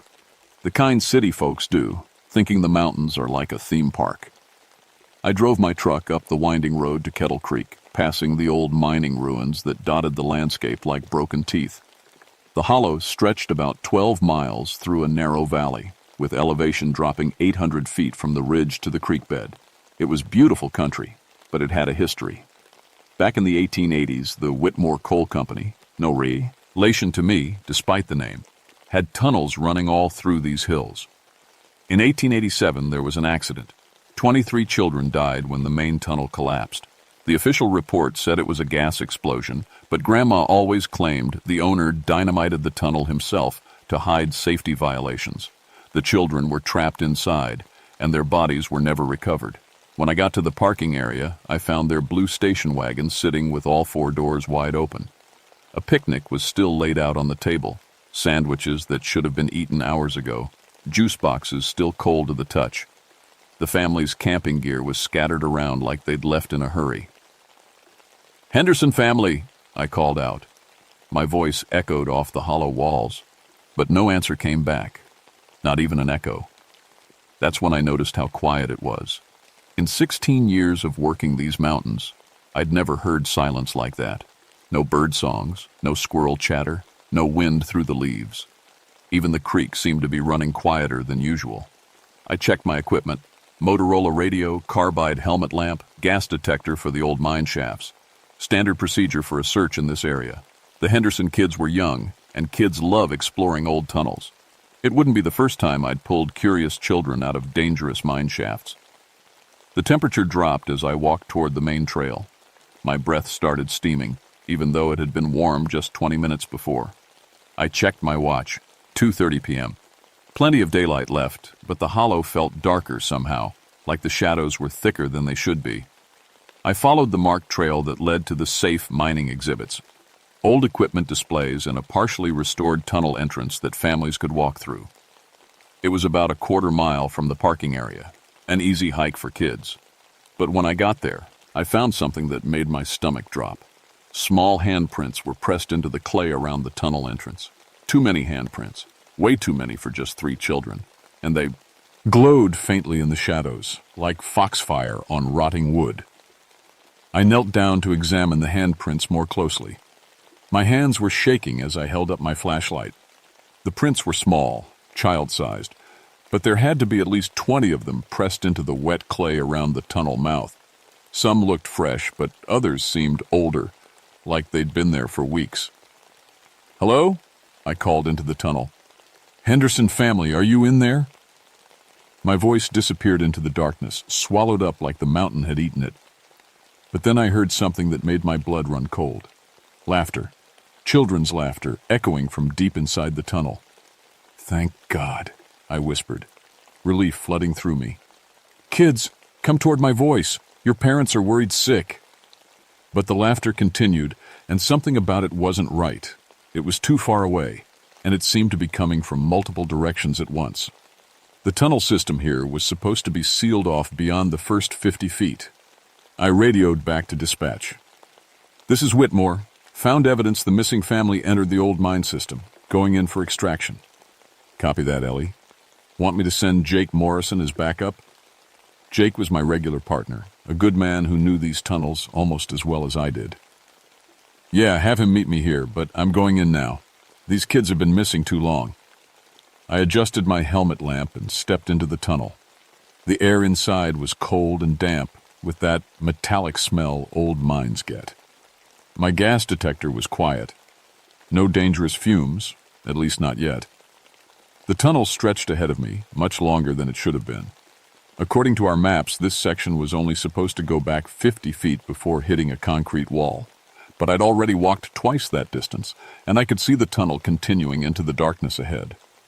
The children's laughter echoed again. Ozer this time. But now I could hear something else. Singing. A child's voice singing Ring Around the Rosie, but the words were wrong somehow. Older. Ring around the mountain, pocket full of coal dust. Ashes, ashes, we all fall down. I followed the sound deeper into the tunnel. My footsteps echoed strangely, like there were more feet walking than just mine. The walls here were different too. Rougher, older. This wasn't the restored tourist section anymore. Kids, I'm a park ranger, I called out. I'm here to help you. The singing stopped. In the sudden silence, I heard something that made me freeze. Footsteps. Small footsteps coming toward me from the darkness ahead. A little girl stepped into the circle of my flashlight beam. She was maybe 8 years old, wearing an old-fashioned dress that might have been white once but was now gray with coal dust.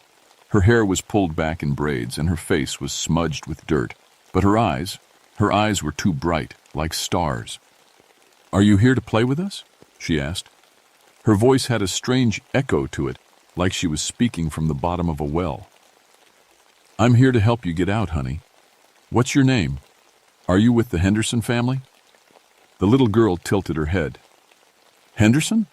Oh, the new children. They're playing with us now. Would you like to see?" She turned and walked back into the darkness. Against every instinct I had, I followed her. The tunnel opened into a larger chamber I'd never seen before. My flashlight beam swept across the space, and I saw them. Children everywhere. Dozens of children, playing in the shadows. Some were jumping rope with what looked like old mining cable. Others were playing marbles with chunks of coal. And in the center of the chamber, 5 figures sat in a circle. The Henderson family. "Mr. Henderson!" I rushed toward them. "Ma'am, are you all right?" But as I got close, I realized something was horribly wrong. The parents were sitting perfectly still, their eyes wide and staring at nothing. They were breathing, but they didn't respond when I shook them. And the 3 Henderson children were playing patty cake with children in old-fashioned clothes. Coal-stained faces, bright, bright eyes. "They're playing the memory game," said the little girl who had led me here. "If they remember all the games, they get to stay forever." "Stay forever? What do you mean?" More children emerged from the shadows of the chamber, all of them wearing clothes from another time. All of them with that strange starlight glow in their eyes. "We've been waiting so long for new playmates," said a boy who couldn't have been older than 10. "The mountain gets lonely when there's no one to play with." I backed toward the tunnel entrance, but it wasn't there anymore. The chamber stretched in all directions, full of playing children and shadows that moved wrong. My radio crackled with static. Ellie, do you copy?" I grabbed the radio. Jake, I'm in the mine system, but something's wrong. The tunnels aren't where they should be, and there are children here, but they're not." The static changed and Jake's voice came through again, but it sounded different. Younger. "Ellie, come play with us. We're having so much fun." "That's not Jake," I whispered, staring at the radio in my hand. The static continued, mixed with what sounded like children whispering. The little girl in the gray dress stepped closer. "Your friend is playing hide and seek with us. He's very good at hiding." "Where is he? Where's Jake?" "He's learning the rules," said another child, a boy with suspenders and coal-black fingernails. "Just like the new family, just like you will." I looked back at the Hendersons. The parents still sat frozen, staring at nothing. But the children were moving now, clapping their hands in rhythm with the ghostly children around them. Their eyes were starting to change, growing brighter.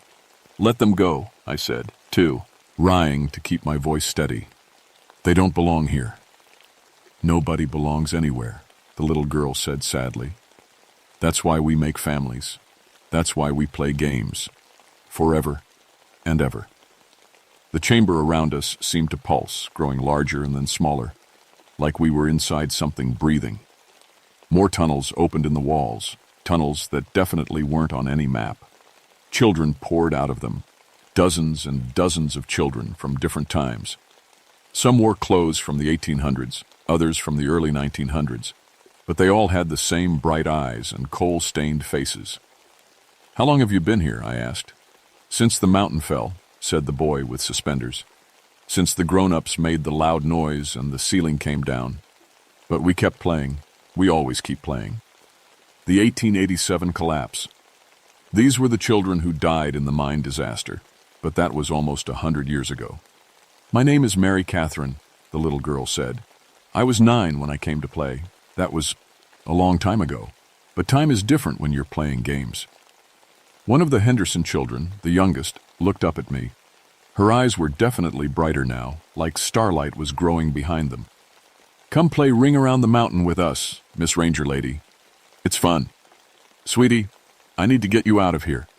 Your parents are worried." But even as I said it, I could see it was too late for them. The Henderson children were changing, becoming like the others, and their parents sat there like empty shells. "Adults don't play good games," Mary Catherine explained. "They just sit and watch. But they make good watchers. And sometimes they bring us new children." My radio crackled again. This time it was definitely Jake's voice, but still wrong somehow. "Ellie, the games are wonderful. You should see them all. Red light, green light, and hide and seek and jump rope. We can lay forever." "Jake, where are you?"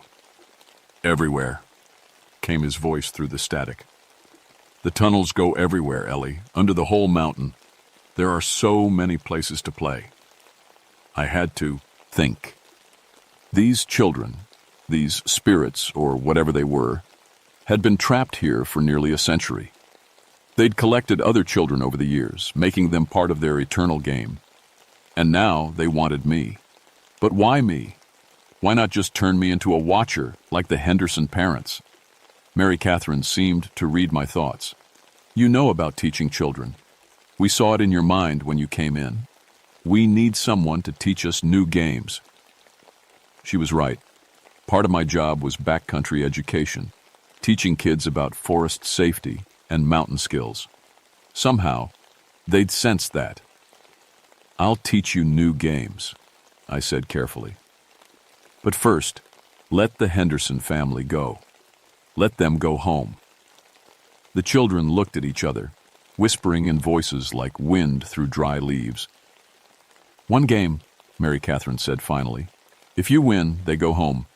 If we win, you stay and teach us forever." "What game?" "Hide and seek," said the boy with suspenders. "But mountain rules. If you can hide from us until sunrise, they go free. If we find you, you stay." I looked around the chamber. There had to be at least 40 ghost children here, and they knew these tunnels better than anyone alive. But it was the only chance the Hendersons had. "Deal," I said. The moment I spoke, the children clapped their hands together and the sound echoed through the chamber like thunder. The walls began to change, tunnels opening and closing, the space reshaping itself. "Count to 100, Mary Catherine called out, her voice already fading as the chamber dissolved around me. "Then we come looking." I found myself standing in a narrow tunnel I didn't recognize, holding my failing flashlight. In the distance, I could hear children's voices counting. 1, 2, 3. I ran. The tunnels were a maze that changed as I moved through them. Passages that led upward suddenly dropped down. Routes that should have connected to the main chamber opened onto empty shafts that dropped into darkness. My flashlight beam swept back and forth, showing me walls that seemed to move when I wasn't looking directly at them. 37, 38, 39. The counting echoed from every direction. Sometimes it sounded like one voice, sometimes like dozens, all speaking together. I tried to use my compass, but the needle spun wildly. My watch had stopped at 3:17. I needed to think like a ranger, not like a victim. These children had been trapped here for almost a century, but they were still children. They played games. They followed rules, and every game had weaknesses. 62, 63, 64. I found what looked like a ventilation shaft leading upward. The walls were rough stone, carved by hand. If I could get to the surface, maybe I could break whatever was holding this place together. But as I started climbing, the shaft began to narrow. Soon I was stuck, barely able to breathe. From below, I heard giggling. "That's cheating, Miss Ranger Lady. The game is in the mountain, not on top of it." The shaft widened again, and I slid back down to the tunnel floor. My knees were scraped and my hands were bleeding, but I was running out of options. 98, 99, 100. Ready or not, here we come. The temperature dropped 20 degrees in an instant. My breath came out in white puffs, and frost began forming on the tunnel walls. In the distance, I could hear footsteps. Dozens of small feet moving through the tunnels with impossible speed. I ran again, choosing passages at random. But every tunnel seemed to lead me in circles. I'd passed the same rock formation, the same timber support, the same strange, glowing handprints on the walls. Then I heard Jake's voice, closer now. "Ellie, I found a wonderful playroom. Come see." I followed the sound, against my better judgment. The tunnel opened into another chamber, smaller than the first. Jake sat in the center, cross-legged like a child. His ranger uniform was covered in coal dust, and his eyes were bright as stars. "Jake, what have they done to you?" He looked up and smiled, but it wasn't his smile anymore. "They taught me games I never knew. Want to learn? We could play together forever." "Fight it, Jake. You're stronger than this." "Why would I fight it? I haven't been this happy since I was 8 years old." He stood up, moving with a child's awkward energy. "They showed me how to be young again, Ellie. Really young." Behind him, children stepped out of the shadows. More than before. Many more. "Time's running out," Mary Catherine called from somewhere in the darkness. "Sunrise is still hours away. You can't hide from all of us." She was right. There were too many of them, and they knew every inch of this place. But something she'd said earlier was nagging at me, about time being different when you're playing games. "Mary Catherine," I called out, "how long have you really been here?" Her voice came from right behind me. "Since the mountain fell." I spun around, but she wasn't there. "That was 91 years ago," I said to the empty air. "You've been playing for 91 years. "Time is different here," her voice echoed from the walls. "We play, and the mountain keeps us safe." But I was starting to understand. The children weren't just trapped here, they were holding themselves here. The games, the eternal play, the refusal to grow up or move on. They were afraid of something worse than being lost. "What are you afraid of?" I asked. The footsteps stopped. The whole mountain seemed to go quiet. "We're not afraid." Mary Catherine's voice was smaller now, more uncertain. "We're playing. For 91 years? The same games? Don't you ever want something different?" "Different is scary," said the boy with suspenders, his voice coming from a tunnel to my left. "Different means growing up. Growing up, Mia, once we're going away." Now I understood. These children had died in terror and trauma, and they'd created this place as a refuge. But refuge had become a prison, and games had become compulsion. "Mary Catherine, what if I taught you the most important game of all?" "What game?" Her voice was curious now, closer. "The growing up game. The game where you learn that it's okay to stop playing sometimes." The temperature in the tunnel rose slightly. Frost began melting from the walls. "We don't know that game," she admitted. "I could teach you. But you have to let the Henderson family go first. That's the first rule of growing up. You don't keep people who don't want to stay." Silence stretched through the tunnels. Then, slowly, footsteps approached from multiple directions. The ghost children stepped into the circle of my flashlight beam, dozens of them, all looking younger and more uncertain than before. "If we play the growing up game," Mary Catherine asked, "do we have to stop being friends?" "No, sweetheart, but you have to stop being afraid." The children looked at each other, whispering in their wind voice language. Finally, Mary Catherine nodded. "Okay, we'll try your game, but if we don't like it, you have to stay and play ours forever." The chamber around us began to change again, walls flowing like water. When everything settled, we were back in the main cavern. The Henderson family sat exactly where I'd left them, but now their eyes were normal again. Confused and terrified, but normal. Jake was there too, shaking his head like he was waking up from a dream. "Ellie? What? Where are we?" "It's okay, Jake. Help me get the family out."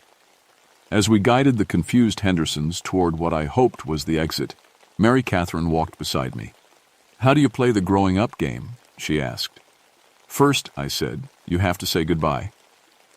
The tunnel leading out was the hardest walk of my life. With each step, the walls seemed to press in closer, like the mountain itself was reluctant to let us go. The Henderson family stumbled along behind me, their eyes slowly clearing from whatever spell had held them. Jake supported the youngest Henderson girl, his own confusion evident in every step. Behind us, invisible but present, the ghost children followed. "I don't understand the goodbye part," Mary Catherine's voice whispered near my ear. "Goodbye doesn't mean you disappear," I explained quietly so the others couldn't hear. "It means you stop being afraid of what comes next." "But what if what comes next is bad?" I thought about my parents, buried in a mine collapse when I was 8. I thought about all the children who died in these mountains over the decades, lost to accidents and tragedies that shouldn't have happened. "What if it's good?" I said finally. The tunnel ahead began to brighten, not with electric light, but with the gray light of early dawn. I checked my watch. It had started working again and read 6:23 a.m. We'd been underground all night. "The growing up game is about trust," I continued. "Trusting that it's okay to stop playing the same game forever." As we reached the tunnel entrance, I felt resistance like walking through water. The mountain didn't want to let us go. But then Mary Catherine's voice came one more time. "Okay, we trust you." The resistance disappeared.